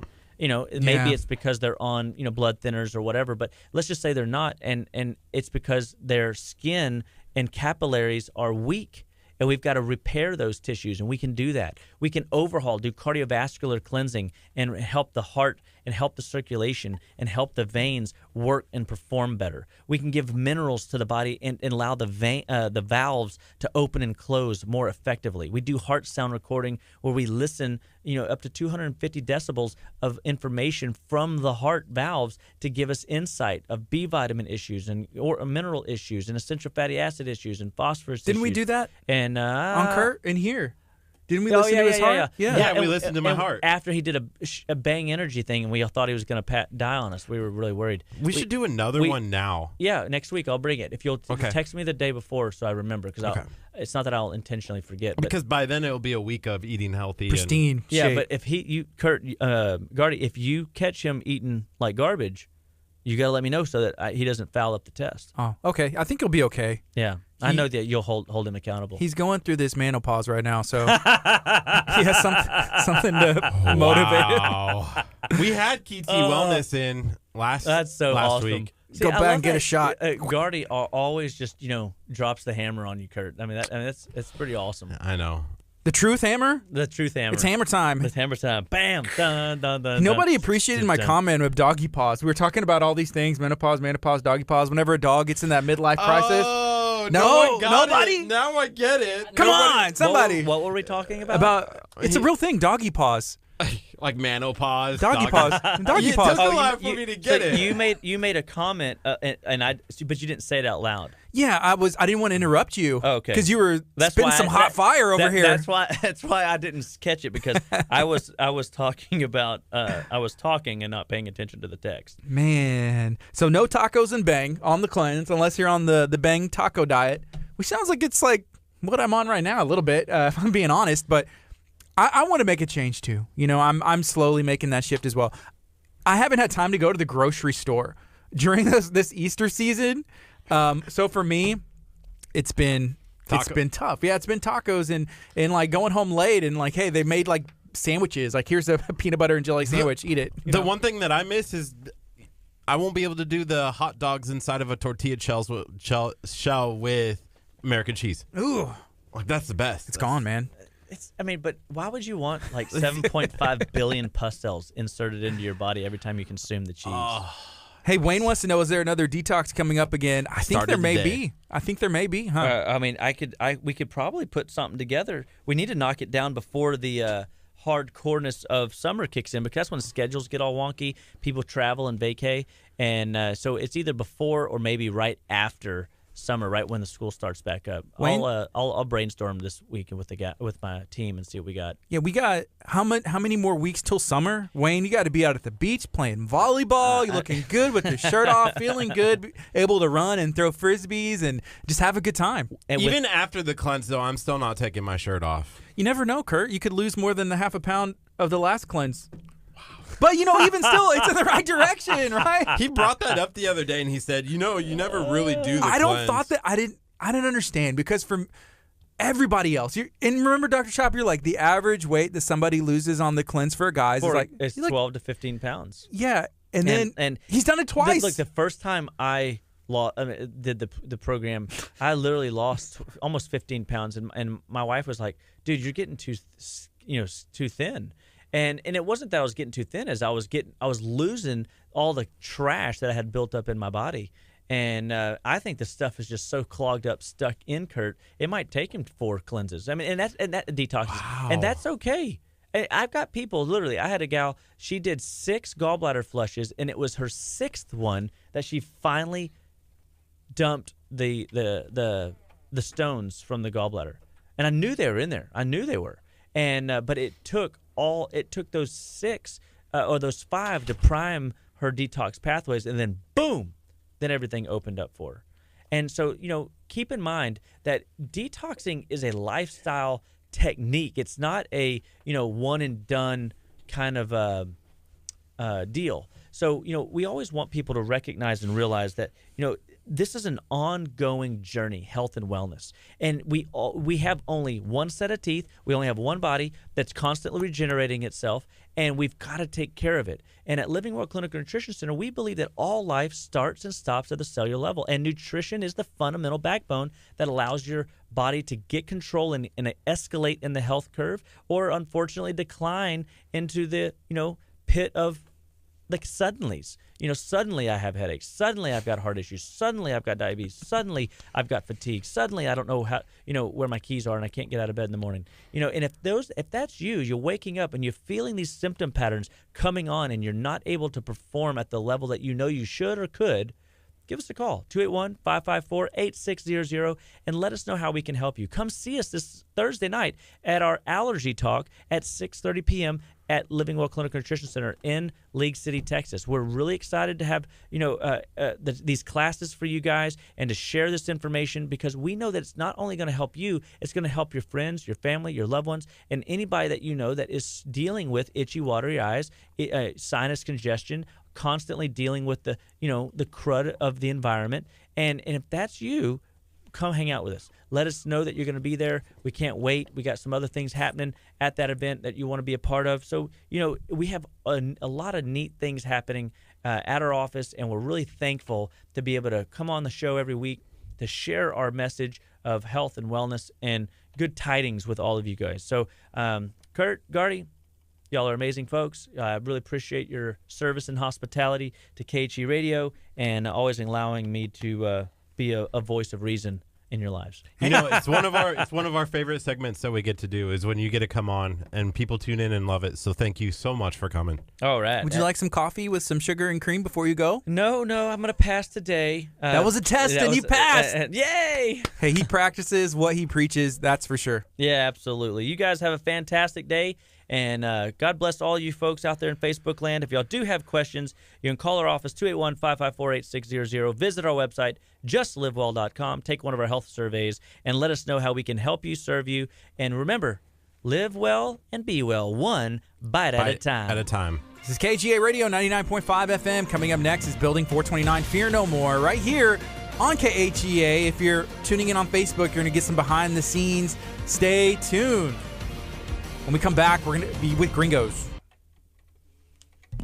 Not white people. The actual restaurant. That weirds me out. Like, just the Gringos in studio. It's Jennifer, where are your you green goes further? Are you Caucasian? Are you white? I am Caucasian. I'm actually a mixture of a lot of things. I have Any Hispanic in there? Any? no. I said I have a mixture of a lot of things. Well, mutt? yeah. I guess technically I could be a mutt. No, I have Native American. I have Irish. I have Scottish. I have German. I have a lot. There you go. But pretty much just all combination of Caucasian. So, do you enjoy eating at Gringos? I love Gringos. I love to go to Gringos. We don't always get to go. Me and my mom love Mexican food, but my dad isn't crazy about it, so we don't always get to go to Mexico. What does he eat? Is he Texan? He can't be I Texan. know. He's not from here. My Where is he dad- from? He is. He's from here? He's from here. What is he like? He likes a little bit more kind of like American food, so he's not quite Like as. what is an American food? Like a That's the cheeseburger? thing. He's super weird. He's actually really, really healthy, and so he doesn't eat burgers. He doesn't like drink milk. He like Steak and eggs? salmon and vegetables. Okay. Like he's really, really healthy. So I commend him on that. But Well, that's cool. yeah, so me and my mom have to sneak away to get Mexican food every now and then. Hey, nothing wrong with sneaking away. I can't necessarily say that I'm far off from that. Like I've Yeah. found that I eat less and less out and want to eat at home more because I can control what I'm eating and the quality of the food. Right, for sure. Hey, somebody, well, actually, it was Shelly. Shout out to Shelly. She said, hey, they deliver groceries. You can do pickup now, and that is true. But I don't ever think about it. Plus, Yeah. and Curt can vouch for me on this, but we were here till almost 10 o'clock every weekday getting ready for the Easter play. Yes. Okay, yeah. But yeah, we were. And so there was no time. I was like, well, if I deliver groceries, like who's going to pick it up? But that is a great option. And I honestly did not think about it, or else I could have worked something out. Right. And then I would have had to have time to cook it like at 10:30, I guess. Be like, Yeah. making dinner, Yeah, But here at the church, what they did is they had sandwiches pre-made, which is a nice option. Nice. But yeah, That's awesome. I'm a Yeah. big fan of popcorn. And so I showed up to the rehearsals. I'm going to watch a show. And that's kind of how I motivated myself to keep coming and watching the same play for 2.5 weeks straight. Yeah. And just in working stuff. So I'm like, I'm going to have popcorn. Popcorn, yeah. But popcorn isn't the best for you, especially the way that I like it prepared. Yeah, true. Do you like kettle corn? I'll eat it, but I prefer, like the movie popcorn. Yeah. Do you like kettle corn? Butter. What? Do you like the kettle corn? I love kettle corn. Is that your number one? Like out of popcorn? I don't know. Over time, it's kind of 50-50 between good butter popcorn and kettle corn. It's just really, really good. There you go. I don't know. Yeah, with the groceries, me and my mom, we've always been like, yeah, we could save so much time. Let's just order our groceries. But at the same time, you kind of go to the store and you're like, oh, hey, I didn't see this before. I want to get this. Yeah. And so, you can't do that whenever you're online. So it True. really just depends. True. So. And there is a little bit of an upcharge, and that is that convenience fee. Yeah. And I think that even some of the sales they have on in the store, you're going to pay a little bit more, which, that's the convenience of it. You're having Right. it delivered to your house. Exactly. Or they bring it out to your car. Uh-huh. So, but that is a great option to have. Hey, you can't make time, or hey, like Sarah was on here, prepping sisters. We have a bunch of places that will do meal prep, and all you have to do is just order, Yeah. and then they'll deliver to your house. Yeah. So that's a good option as well. There's a cool company. I don't remember what the company's name is, but they deliver this box of just a bunch of food, and you can cook it There's a couple. What is that? HelloFresh yes, HelloFresh HelloFresh and that's Blue what it was. Apron. I've always thought about trying HelloFresh. But HelloFresh. Check 'em out. Was great. I did it once. I'll probably never do it again. It's a lot of work. It's a lot It of is. work. It's good food though. It's Yeah. good food if you have the time. it's creativity. With if you have the food. kids, I think that's what it is. If you have kids that are old enough, and they're like, I want to be in the kitchen. It's Yeah, come Come on. You're and cut. 13, 14. Yeah, come and cut this. Because me and my wife, we did that. And then we had my daughter. And then it was she had to take care of the baby, all the Yeah. time. And I was taking care of the baby or whatever. Right. And so I was like, man, this is a lot of work. It was easier whenever we were working together. Teamwork, man, it's perfect. Makes but then you the got to dream work. prepare it and clean it up. You also have to have a bigger kitchen as well. Yeah, a bigger kitchen helps to have all the prep room and everything else. We're going to have Gringos in, but I know that Pastor Hallam was talking to our guest, so he may be doing his own interview in the back, being like, so tell me more about Gringos, right? Very possible. But, oh, man, we're excited. We were there the other day. They were doing a fundraiser. You know, the Spirit Days and nights where they have. So it was benefiting Abundant Life Christian School. Oh. Right. So we went the other day and had a great time. That's awesome. It was a good time. It was a great time. What did you get? Food was good. What did I? It was that salad. That It's like a walnut salad. Walnut salad, chicken salad with walnuts in it. It was good. Nice. Whenever I hear chicken salad, I think of like tuna fish. Right? Because that is another version of, you know, like, oh, it's a chicken salad. Chicken, you know, with mixed with the mayo and all the other stuff, right? But like a grilled chicken salad, then it's like, oh, it's the lettuce with the... I'm a big fan of tuna fish. Kurt, you're probably not. Ugh. You're not either, huh? Like tuna fish sandwiches? Man, they're the no. best. When we were on the boat, they were good. Oh, so good. But that was it. And there's something about it, like when my parents make the tuna, because that's what I grew up eating. So my dad made some tuna fish sandwiches, brought them on the boat. They were in the ice chest, and they were ice cold. It just reminded me of being a kid and probably eating that same meal, like growing up, you know, on the water. Yeah.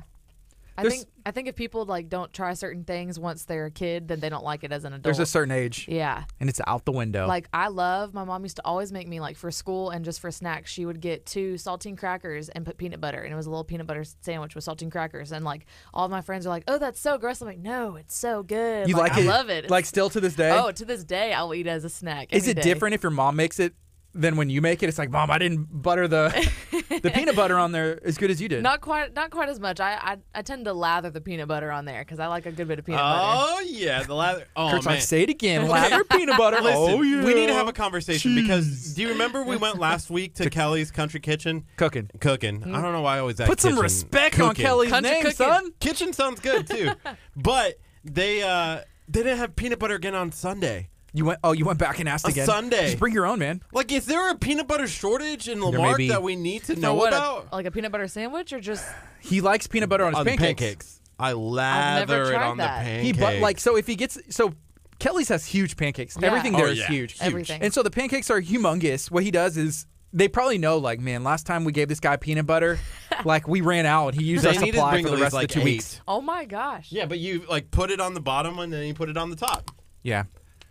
So our guest is here. We're going to be talking about gringos as we go.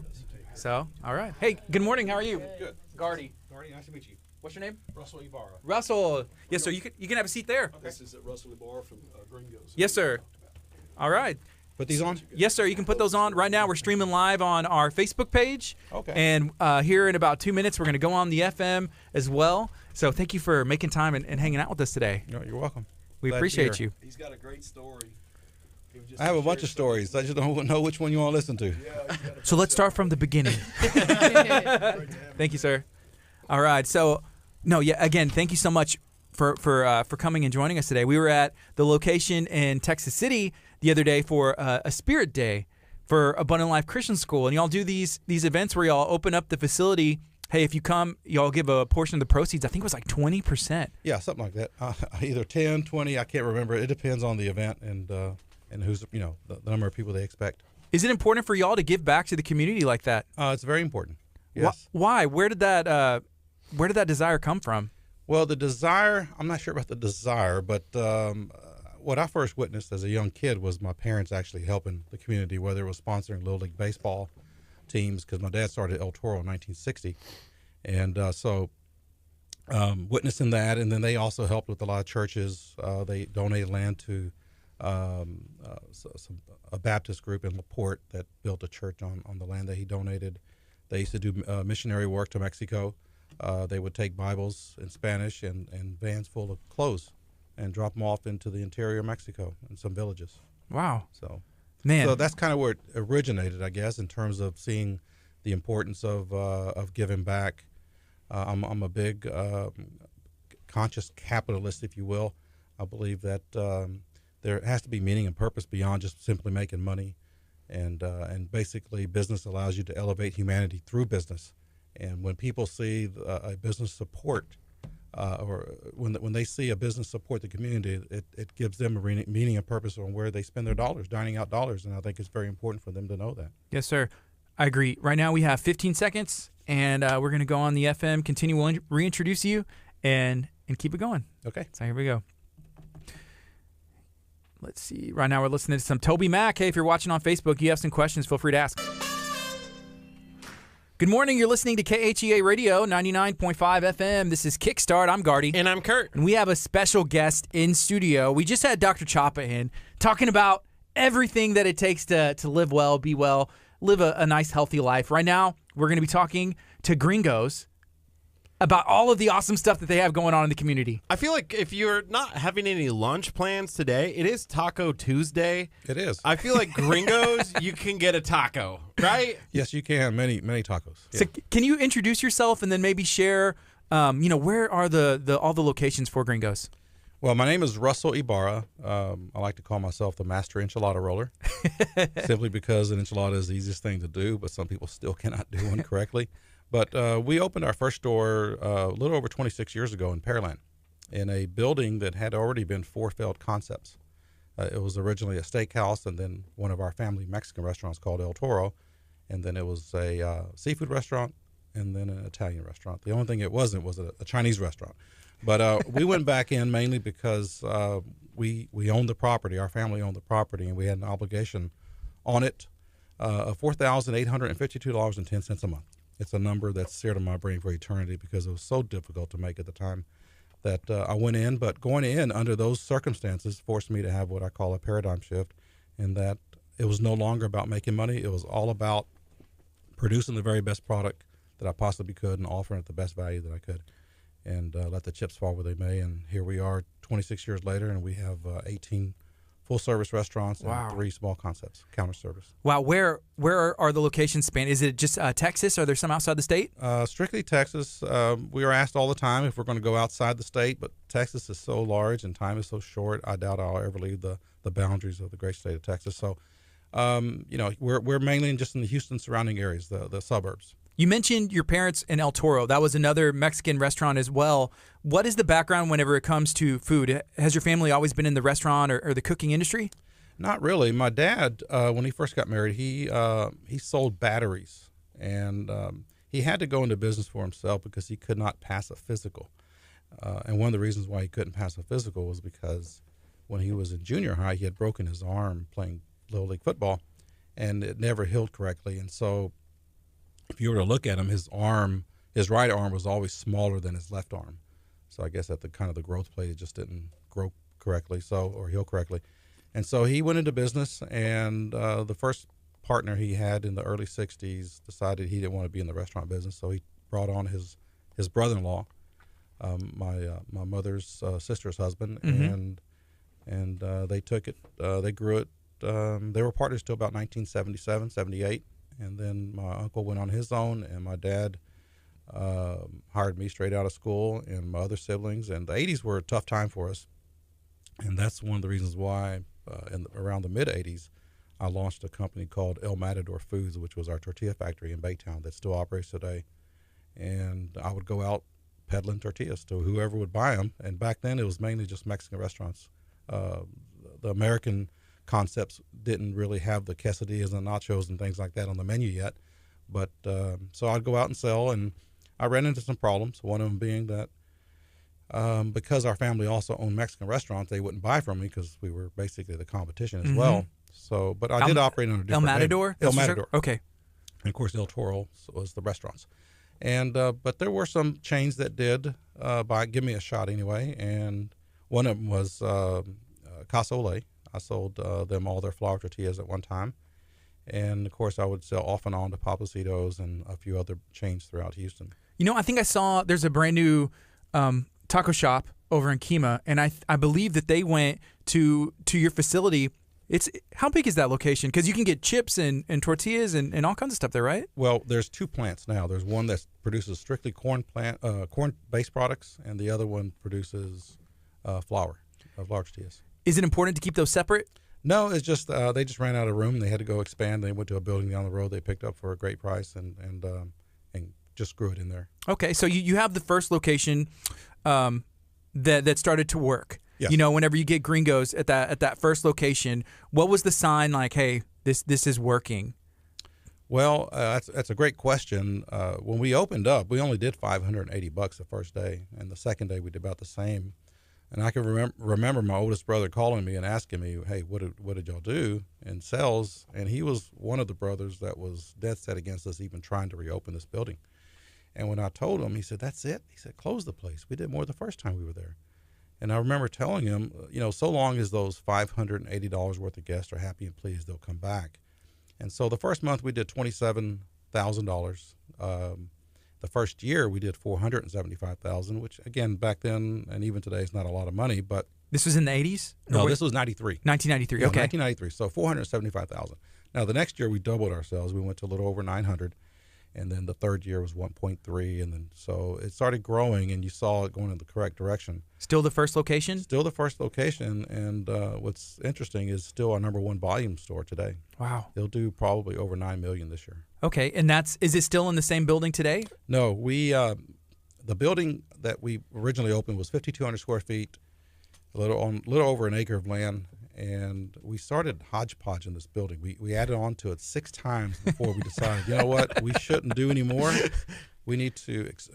What had happened was we had acquired some real estate behind the building, which was a house, and I offered the gentleman who lived there a little more than it was worth because I needed it, and he also operated his pool cue manufacturing facility in the back shed. Cool. Yeah, so he used to travel around the world to Tokyo and everywhere, just selling his pool cues at shows.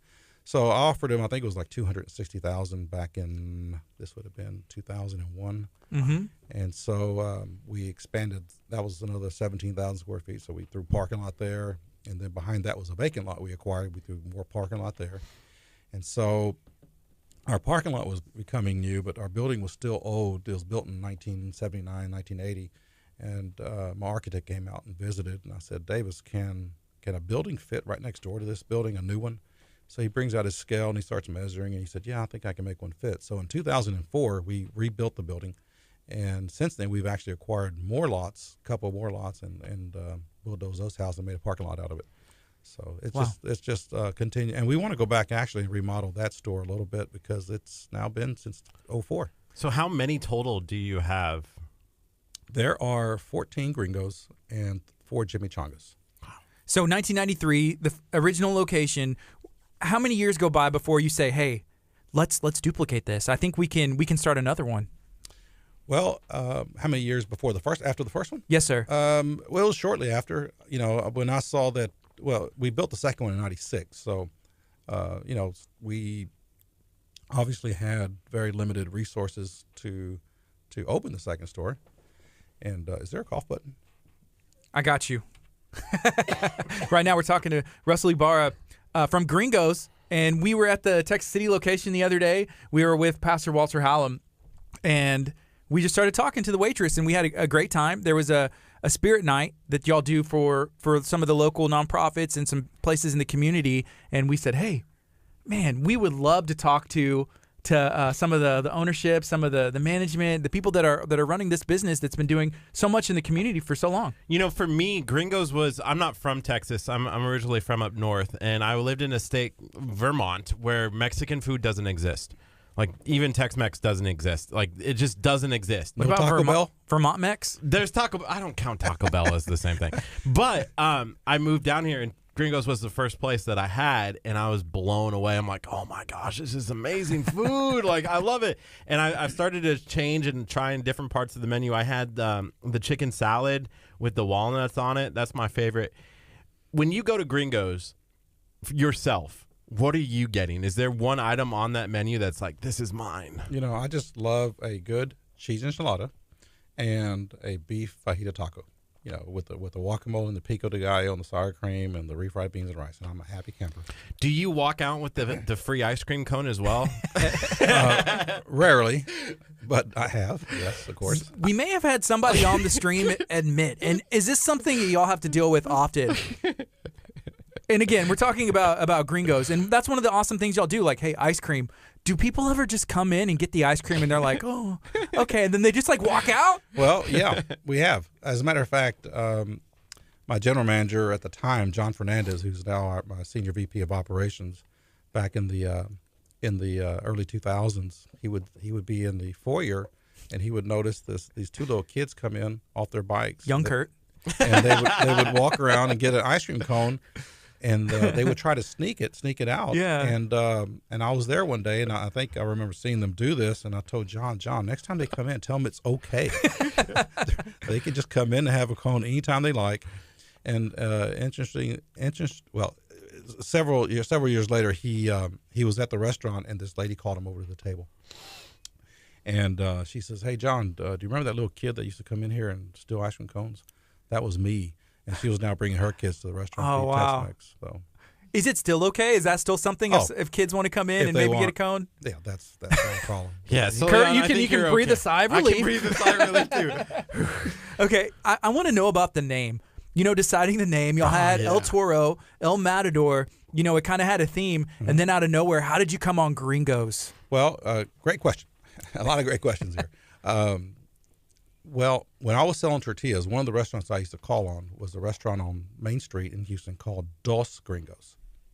Two Gringos. Dos Gringos. And they were based out of Fort Worth, and they had closed shortly before we had opened up Gringos in Pearland. So the name just kind of popped in my head. I said, hey, let's just call it Gringos. We couldn't call it El Toro because there'd already been one, so I didn't want to, It was a little bit of a different concept. Was El Toro more of a traditional Mexican food, or was it Tex-Mex as well? It was very Tex-Mex as well. Yeah. As a matter of fact, my brothers still own El Toro today. There's 5 of those, and I have another brother who owns Iguana Joe's and another brother who owns Johnny Tamales. We're all in the same business. I have 7 siblings. Somebody once told me that Gringo stands for where your green goes further. I used to say that all the time. Actually, green goes where your green goes further. Yeah. Well, that works. Yeah. Well, yeah. That just works. And that is part of our philosophy is of giving as much value as we can to the consumer.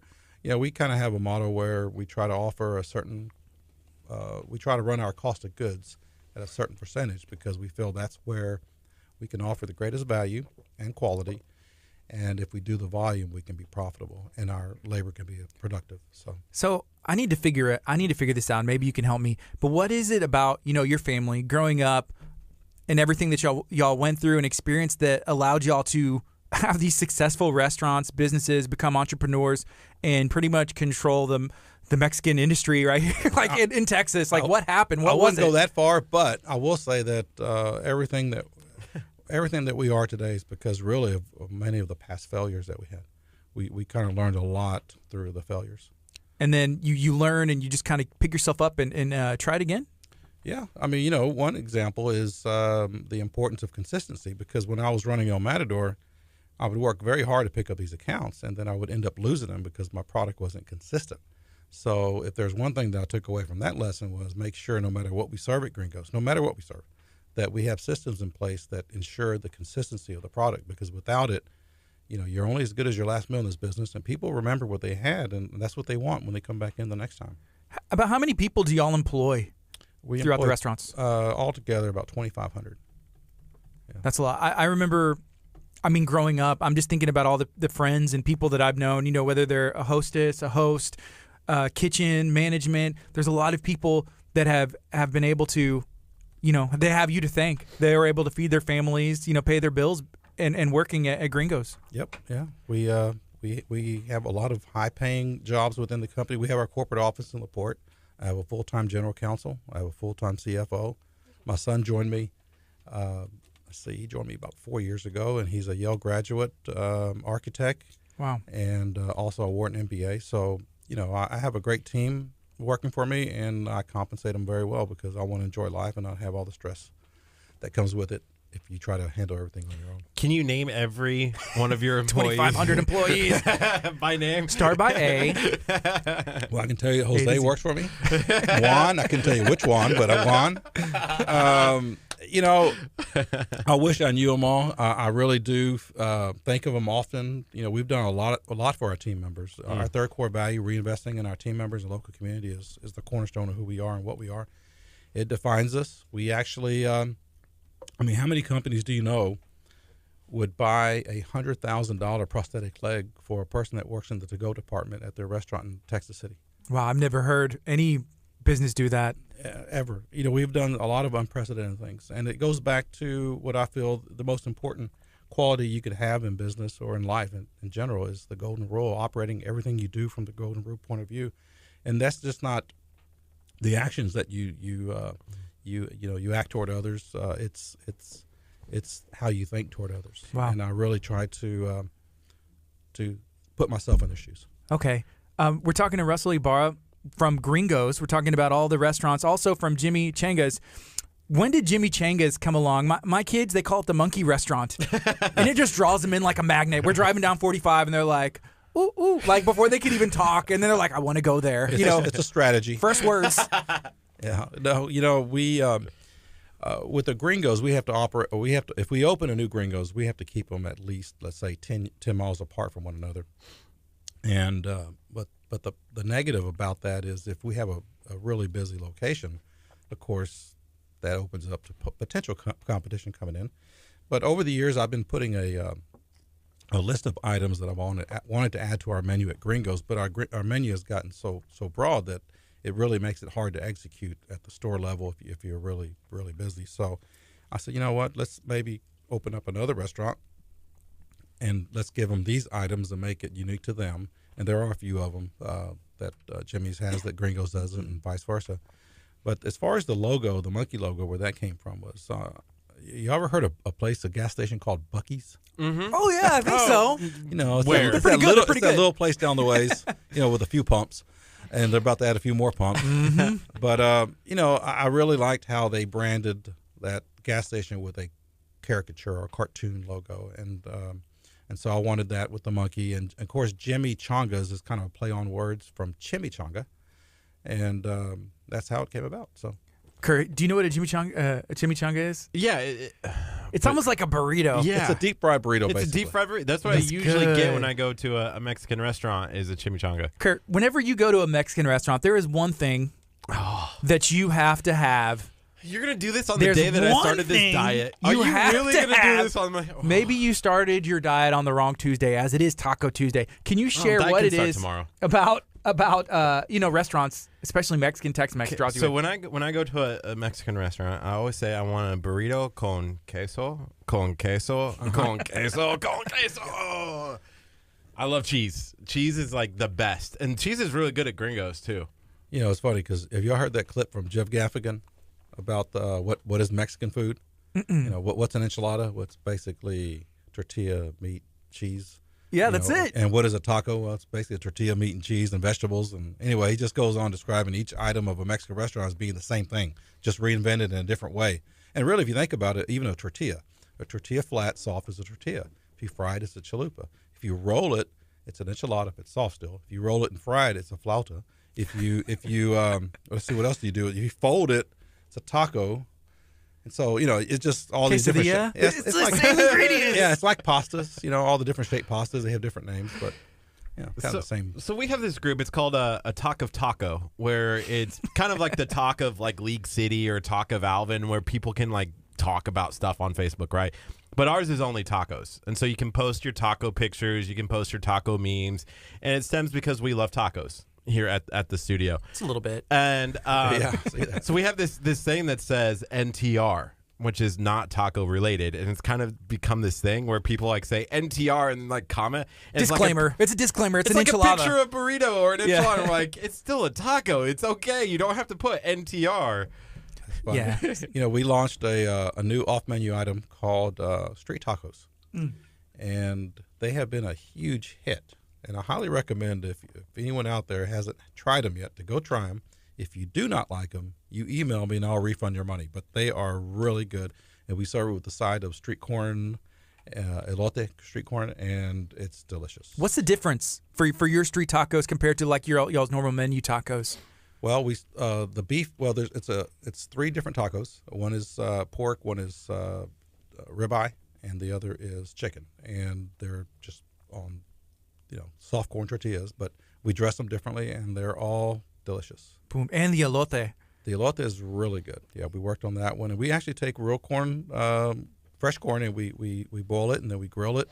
Get the burn marks on it and shave it off the cob, and it's just really good and delicious. I never had elote until I came to Texas. Well- is that like a Texas thing? I think it's like a Mexican thing. Yeah, it's a Mexican thing, but it's become more popular lately, just more recently. It hasn't always been around the scene.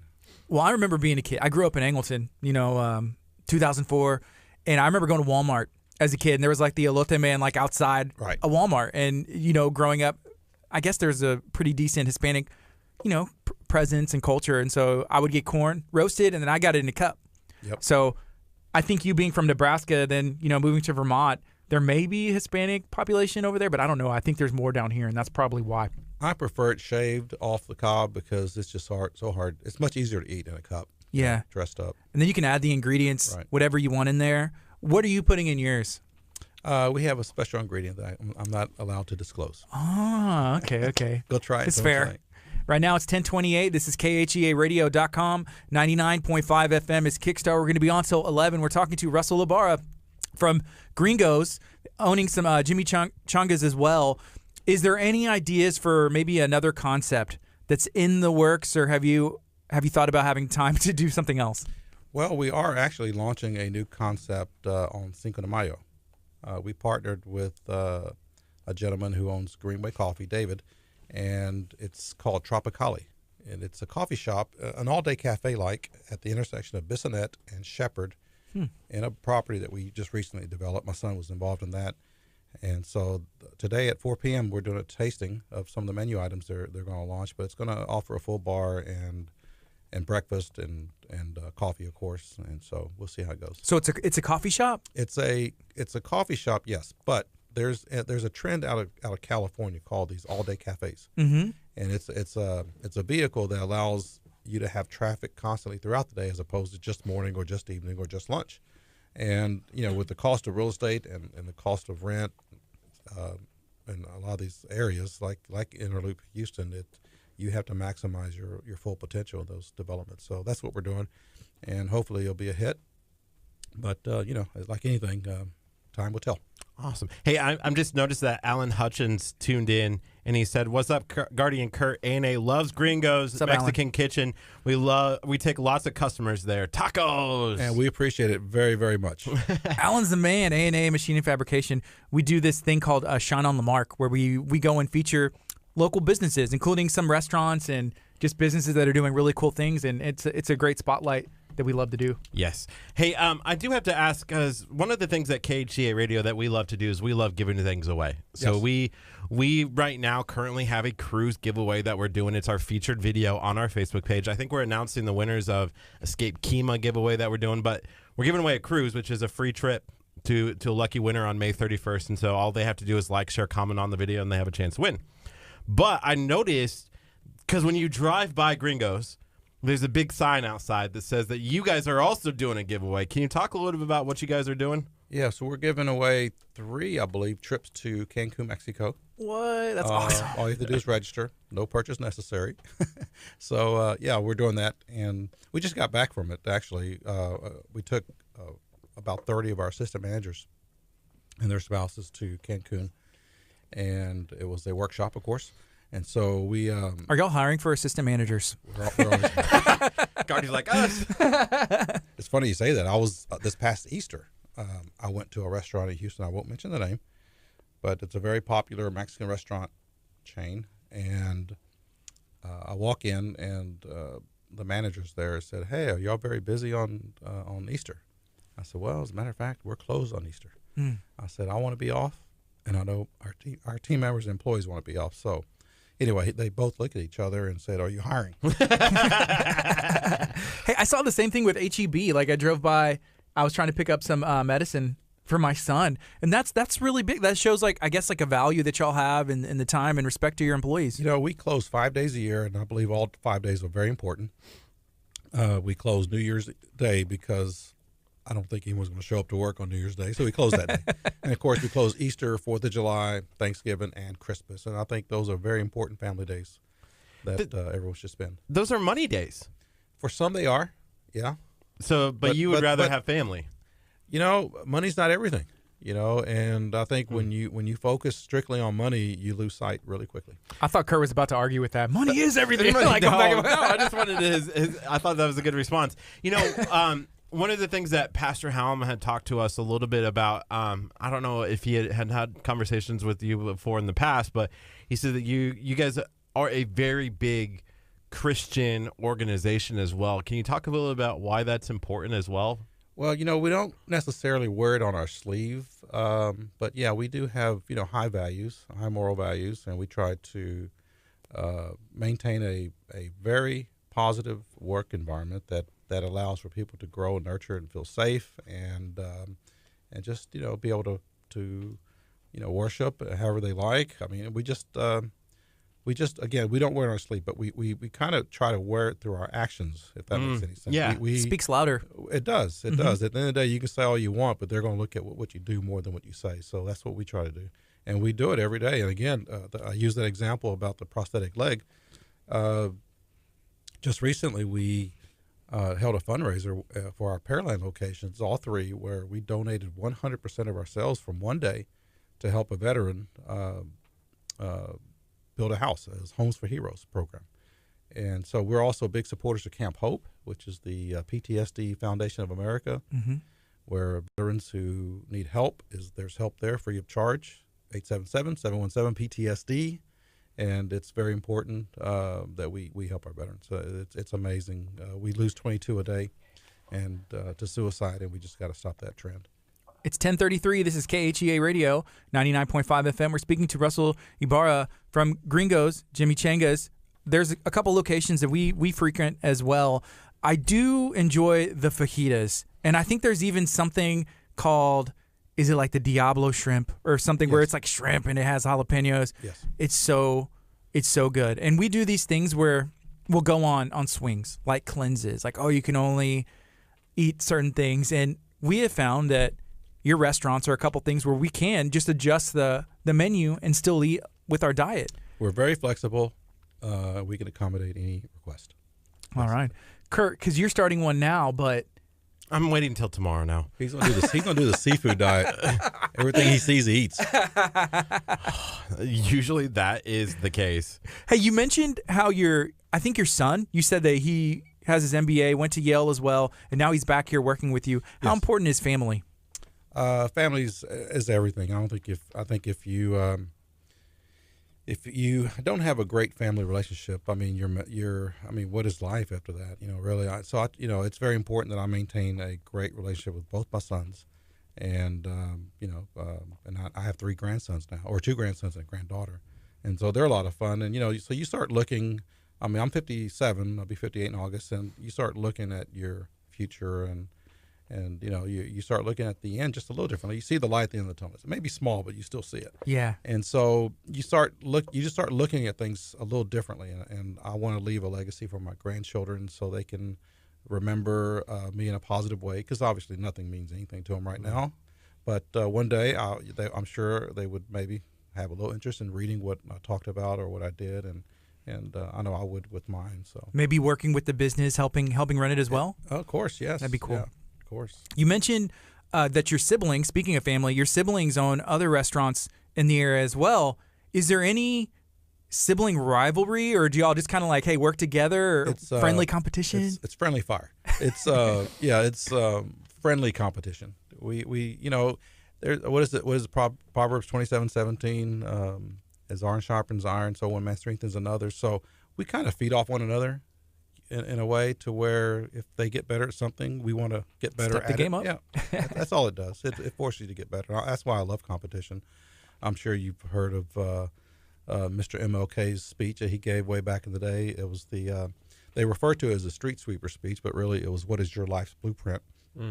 A speech he gave outside of Philadelphia 7 months before he was assassinated. And that's the speech where he talks about, basically how you have to be the best at what you do. If you be a bush, if you can't be a tree, if you can't be a highway, be a trail, if you can't be the sun, be a star. For it isn't by size that you win or you fail. Be the best of whatever you are. So that is what business is. That's what life is. It's all about getting better at what you do, because at the end of the day, we are competing, whether we like it or know it or not. We are competing. Speaking of competition, you got 18 different restaurants, that locations that you have. Is there competition between the other ones as well? Yes. I see that the Texas City Gringos is watching right now. They're What's the up? best, right? They are watching? Really? Yeah. Uh-oh. Or somebody was liking as the page. Well, they're so- commenting and talking. Someone's, yeah, they're speaking along with us on our stream that we're doing right now. Oh, boy. I'm So- really- let me suck this in. Hey, but the Gringo shirt makes anybody look flattering. Yeah, there is competition. You know, we have our own private Facebook page, Tex-Mex Storytellers. And for a while there, Kurt, get us in that group. we were Tex-Mex storytellers. Let's we, go. we Behind the had- scenes. We the kitchens like to compete against one another in terms of who can have the most organized and clean kitchen. So Hey, that's a good competition to have. it really is, and they post pictures on it at night when they close, and I still receive text messages from one of the KM's kitchen managers at our Stafford location. He just takes so much pride in his work, and when they're able to exhibit it, you know, have a way of showing it. I mean, they'll do it because at the end of the day, people want to be proud of what they do. I have a solution, Russell. that they might get really super excited about. Cleanest kitchen gets to go to Cancun. He said, I'm brainstorming. I'm just brainstorming. Throwing No, it out those there. are great ideas. Yeah, of course. All right. So yeah, We've had stuff like that done. That's awesome.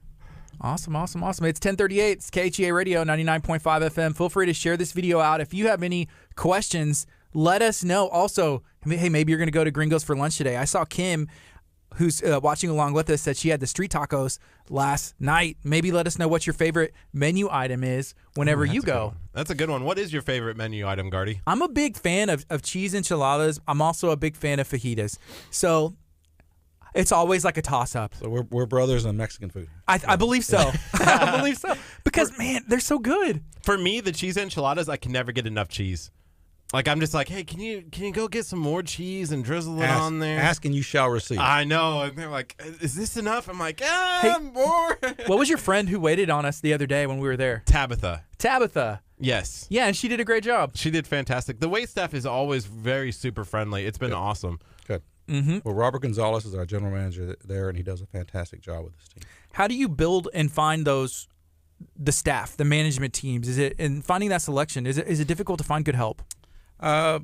It's difficult to find help that can automatically buy into the culture relatively quick, I guess.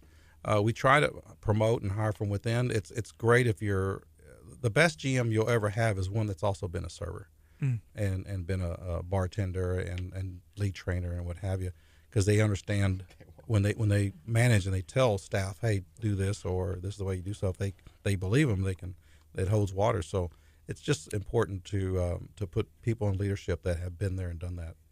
Can you share a little bit about the logo?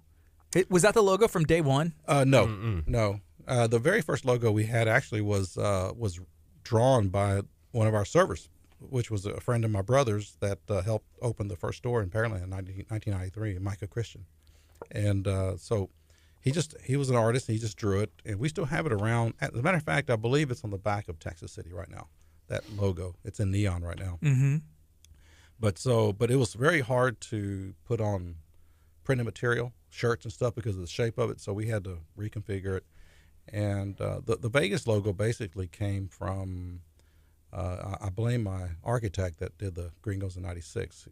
About 1998, he took me to Las Vegas during Super Bowl weekend, and I really enjoyed the time. So I've been going back literally every single year during Super Bowl, and I've always taken groups with me, and a lot of our GMs go to Vegas during that time. They really enjoyed it. I mean, it's just a great time. We have great dinners and what have you. But so Vegas basically had a huge influence on me, and in a positive way. And this logo, believe it or not, was never protected. It the sign company that designed it and built it back in the late 50s, I believe it was, never protected it. So that's why you see it around a lot, being used in all kinds of forms and fashions. So It's definitely iconic. yeah, no, without a doubt, it's easily. I mean, people recognize it immediately. So It makes you think, good time. Hey, I'm welcome here. Come in. It draws you in. And, I mean, with the Welcome to Gringos Tex-Mex, you know exactly what you're going to get. The name kind of says it all as well. right. So, Yeah, we recently, a year ago, we launched a new concept called Burger Libre, and it's a blend of a Hop Dotty and a Shake Shack. oh, I love Shake Shack. Yeah, so if you like Shake Shack, you're gonna love Burger Libre. So there's a Burger Libre. Where's Yes, that at? It's in LaPorte, near our corporate offices. Oh man, I used to work in LaPorte. I love that area because the water's right there, and it still has that little neighborhood feel. How and why did y'all end up in LaPorte? Well, I grew up in LaPorte. Okay. Yeah, I lived my first 34 years of life in LaPorte. So, and the way when I was looking for my second location, I had pulled into a gas station at the intersection of Underwood and Spencer, and a gentleman who's been in LaPorte for many years, Bruce Angel, was at his gas station, catty-cornered this particular property. And when he saw me, he said, "Hey, Russell, you need to put a Mexican restaurant over there." So I said, "Okay, I'll come see you." So he sold me the land, and we built the second store there. And so we've kind of been stuck there, although we like it. I mean, I like LaPorte. I ran for council twice in LaPorte, as a matter of fact. Mm-hmm. Well, I just searched Burger Libre, and I have it pinned on my phone. It's 20 miles away from here. Lunch? Well, if you like tacos, And I do. we have what we call a J&B style taco. We call it a Skeleto taco, but it's basically like a Jack in the Box taco, but better. Ooh. Because What's in it? Because the ingredients are real ingredients inside. And I'm not saying anything negative about taco, but actually I love those tacos at 2 a.m. Yeah. But yeah, they're really good tacos. And today's Taco Tuesday, so I think they sell them for 50 cents each. Yeah. That's awesome. Yeah. Hey, this is from Chef Mary Bass. She's a local chef doing some really cool things in the community. She said Gringo's whole restaurant concept is that all restaurateurs should strive to be, being clean, amazing food, family focused, great leadership. I follow them and put what they do into what I do. And she's done a lot of different concepts and given back to the community as well. So how does that make you feel, just knowing that you and the restaurants are influencing like the next generation and the current generation of people doing stuff in the food industry? No, it's a great feeling to know that they do pay attention, because I think what people do notice, and what I noticed years ago with Pappas, was excellence. I mean, they have a high standard of excellence. And so people are automatically attracted to that and gravitate toward it. And it helps improve the industry's image. I mean, at the end of the day, y'all heard of Marvin Zindler. I mean, well, he was the slime in the ice machine guy. And so, as a matter of fact, Marvin had visited a restaurant that our family used to patronize often in the late 70s. Don't tell me there was slime in the ice machine. Oh, there was worse. It was worse. I can't even say it on the radio. That's how bad it was. But it was good, because there was a lot. The standards back then were just very poor, and I think there are a lot of people that can cook. But running a business is very challenging, because you're so dependent upon so many other people to do their jobs correctly and properly. So, man, Marvin Zindler, what an icon. Do you know Marvin Zindler? Probably not being from here, but he's like I'm sorry. Houston legend, and it's okay. I'll give you I'm going to ask you again tomorrow about this time. I need you to do some research if you're going to be in the Homework. entertainment news, any kind of industry. He's a legend, no joke.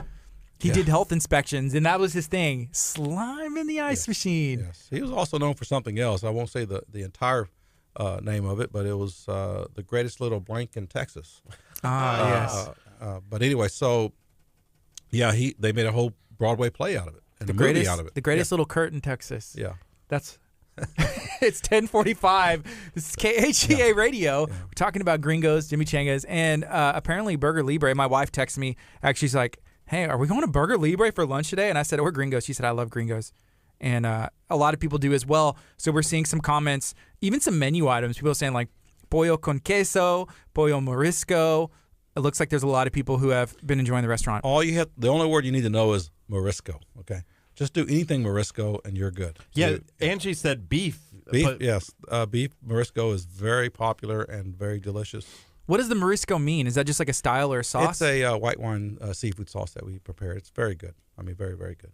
Okay, Yeah. cool. How do you, I guess, brainstorm or think of those new menu items and then just deciding, hey, no, we're going to launch this at Gringos. We're going to launch this here. Maybe Burger Libre needs this. Like, how do you decide? Well, we try to decide very slowly. We can't just throw anything out there, because, we have to execute at all the stores. So we will test at one particular location and get feedback and see if it's something we want to take off with. But we have to be very careful. We don't want to grow our menu to a point where it gets just that much more difficult to execute, or we have to bring in one special ingredient for one item. And so, yeah. I'm scared of what Kurt's about to say. He has a Yes, big smile on his yes. face. One of the things that I like to do Oh, brother. when we bring restaurants Just is- one? Just one. Please don't do this. Is there a way that I could get a menu item named after me at Gringo's? I have one. Yeah, You have the can. whole restaurant named after yourself. Take a step back. you It's named after you. You have to order it X number of times per year for 5 years, and it's named after you. You put the work in. Man, it was so much easier when Texas Pit Stop Barbecue did it. So, have you ever been to Texas Pit Stop Barbecue on like exit 10 here in Lamarck? No. They're a great barbecue place, but they came in the first time, and I was just like, you know what you don't have? You don't have this item, and it was a brisket mac and cheese sandwich. And by the time the show was done, they had it on the menu, and they named it the Casper, and so you can walk in and order the There you go. Casper. There was a new sushi place up north, I believe in Spring, that opened up, and it was a veteran who opened it. He loved barbecue, and when he was overseas, he loved sushi. So he opened it. He partnered with this guy who's good at making sushi, I guess, and it's called KHEA. And it looked really good. Had chopped brisket on top of. Yeah, it looked really good. They just did a story on it this past weekend. You mentioned the Papa's restaurants and just like, you know what you're getting, and you're going to get, if you go to one, Papa Do's, Papa Seafood, Right. Papacitos, there's a standard that's there. Right. Consistency, yep. Are there any restaurants that, I guess the Papa's chains, but others that, hey, if I'm not eating in my own, I'm going to check them out because I know and support them as well. Maybe they support you. Well, what I really enjoy is going to a place where I can relax and not have to look over my shoulder and check tables, making sure things are going the way they should be. So whenever I can find a place where it's my happy place, if you will, I just enjoy it. I mean, one of my favorite Mexican restaurants is at the intersection of West Harbor and Kirby, and it's called Armando's. And a little pricey because it's in the River Oaks district, but it's just good Tex-Mex. He's been around a while. He used to be a waiter with Nipa's back in the day. So I really enjoy going there. And, of course, your usual suspects. I mean, I enjoy Papacitos. I enjoy Escalante's and Ugo's. Ugo's is a real popular restaurant that I enjoy a lot. My wife likes Escalante's. Yeah. I'd rather have Gringos, personally. Yeah, me too, for sure. Hey, you got 18. When are you going to stop and say that's enough? Well, when they stop becoming successful, I guess. But really, it's about continuing to grow one at a time, making sure the store that you just opened is operating the way it should be. And as long as we can continue doing that, we'll continue creating opportunities for our management team to grow and move up the ladder. So we also like breaking news on KHEA. Do you have any that's in the works that you could possibly drop a hint for? Well, I may have mentioned it earlier, but we are opening a new Gringo's in Katy at the intersection of I-10 and Grand Parkway, next to Harris County Barbecue. That is a booming place. It really is. Katie? Yeah, we have a store there now, Jimmy Chonga's, West Green and I-10. So this one will be the first Gringo's there. And you mentioned whenever one restaurant is almost becoming not too packed, but hey, business is doing good, like we have room for another one in the same area? And getting back to the Jimmy Chonga's, it allows us to put a restaurant closer to Gringo's as opposed to the standard, let's say, 10-mile range. So we could put one 5 miles. As a matter of fact, our Texas City or our Pearland store at Town Center is our number 2 volume store. And right at a mile away is our Jimmy Chonga's that we opened up in 2016. Hey, so we have a question. This is from Chef Mary Bass again. She said, "Ask him if he wants an intern. I just want to sit around him and learn." Is that something that you do? Internships? Yes, we do actually. Yeah. So you really do internships? Oh yeah. For like high school students, college students. We've had several hang out at our stores, at our corporate office and at our stores. If you could give advice to people in the restaurant industry, even entrepreneurs, what kind of advice would you give to them? Find the model that they admire the most and emulate it. Which is what? Well, it just depends what they find as being the best. I mean, find the best at what you do. I mean, that's basically what I did with Gringo's. I mean, at the time, and still is one of the best, Papacitos, or Pappas organization, whether it's Pappas Barbecue, Dot Shop, Papa Dough, Papacitos. I mean, all of them are just fantastic operations, and you can learn from them. So that's, if you want to be like them, go pay attention to those brands. Yeah.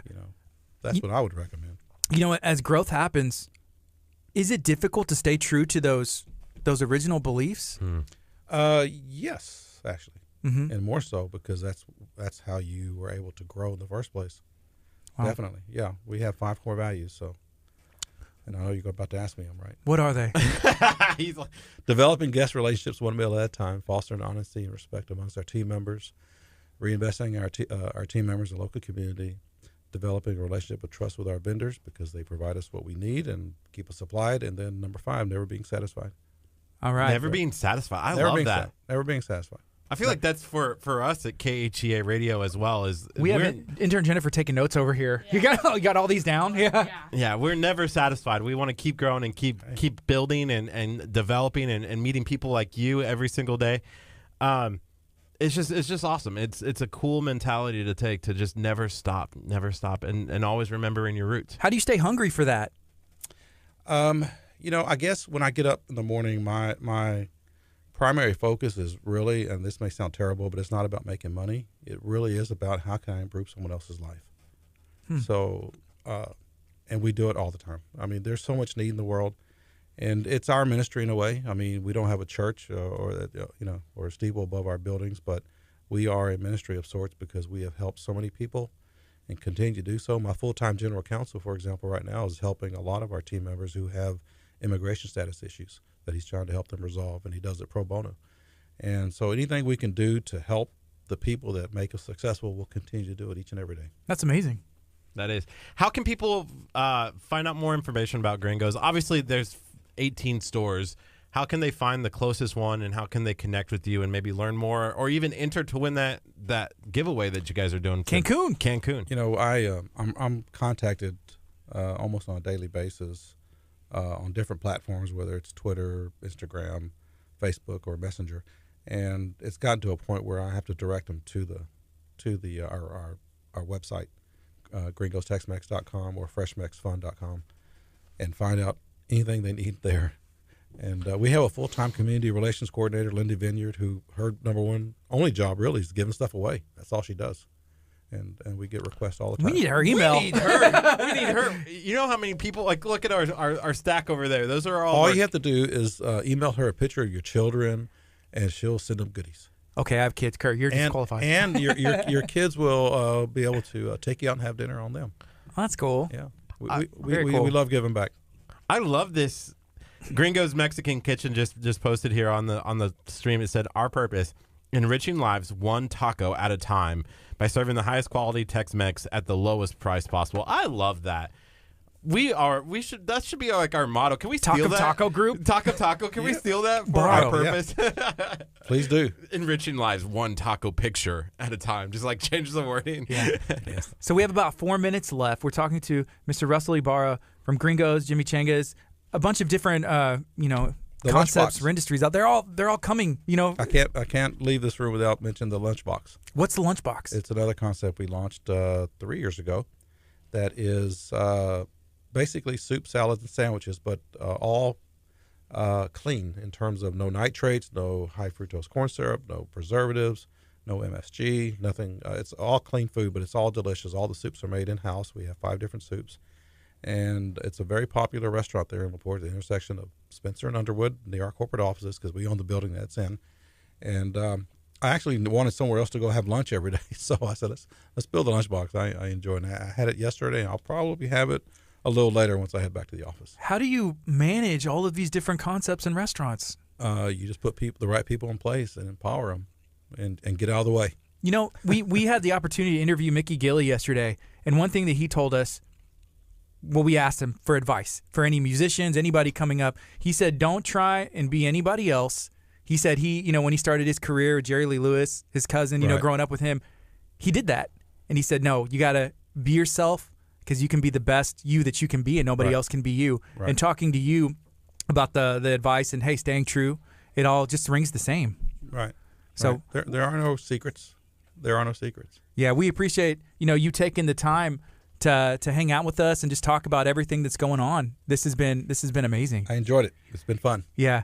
Kurt, what do you think? Do you have any final closing thoughts, even for the day or for Gringos? For us, I think, if you have lunch plans today, I think Gringos is a good place to start. Yes, Taco definitely. Tuesday. When you go to Gringos, if you are sitting here listening, the first thing you have to do when you eat a taco, take a picture of it, Post it in the Taco Taco group. Tag Gringos and let them know that you stopped by. We love it. We love tacos, and it's, if you have a business or an organization that you love tacos and you have tacos at your place, post it as much as you want. We have no limitations on how often you can promote your stuff, as long as it's tacos related. Even if it's NTR, not taco related. NTR, not taco Mexican food related. related. Is there anything else that you would like to share in this time? Oh, wow. That's pressure. No, not really. I think I said just about everything. Let's see. We did start burritos back in 2008. Yes. Oh. So there was a burritos. Careful. This is a sensitive topic for Gardy. And we're out of time. And we sold it in 2012, but we started burritos in 08. Man, my heart broke whenever that one on 646 closed and they opened up like an acupuncture place. Man, no, seriously. And my son would call it Bullfritos. And just because, he was, a baby. And he's like, Bullfrito. It was like my favorite place to go eat. It was quick. It was fresh. They put it together right there, and you knew the standard you were getting. Right. And so that was a heartbreaker whenever that happened. Yep. But we still own one today. We own. There's the chain is still around, but we own one. We're a franchisee and not the franchisor now. I have a solution that will solve Gardy's illness to this. I've looked into buying one. No joke. Whenever that one closed, I was like, I got to open a burrito. There's a ton of spots in this building. You want to put it inside of the church? Yes. All right, let's do it. Or we could put it in this lot over here. We got a bunch of land. We got a big building. We got a bunch of building. Pastor Helm's right there. We can have a burrito. Sign the document now. Everybody say yes on 3. 1, 2, 3, yes. Yes. Okay. He looked up. He nodded. Okay.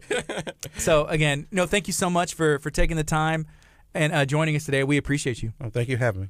Enjoyed it. Coming up on tomorrow's Kickstart. By the way, we're live every morning, 8:30 to 11 on KHEARadio.com, 99.5 FM in Lamarck, and then also on Facebook Live as well. We have Viva La Poche coming in. Boom. We might be talking about getting some microblading done. Do you need better eyebrows? Viva La Poche. You can always use some better eyebrows. La Poche is going to be in. Also, we're going to be talking to the Texas City Library, Moore Memorial Library. Paloma is going to be in, talking everything about the library and even tacos as well. This is KHEA Radio, 99.5 FM. Coming up next is Unspoken. If We Only Knew. You can stream us from anywhere in the world at KHEARadio.com and our morning show every morning, 8:30, right here on Facebook. Be blessed. All right, bye, guys. We love you. Have a great one. Bye.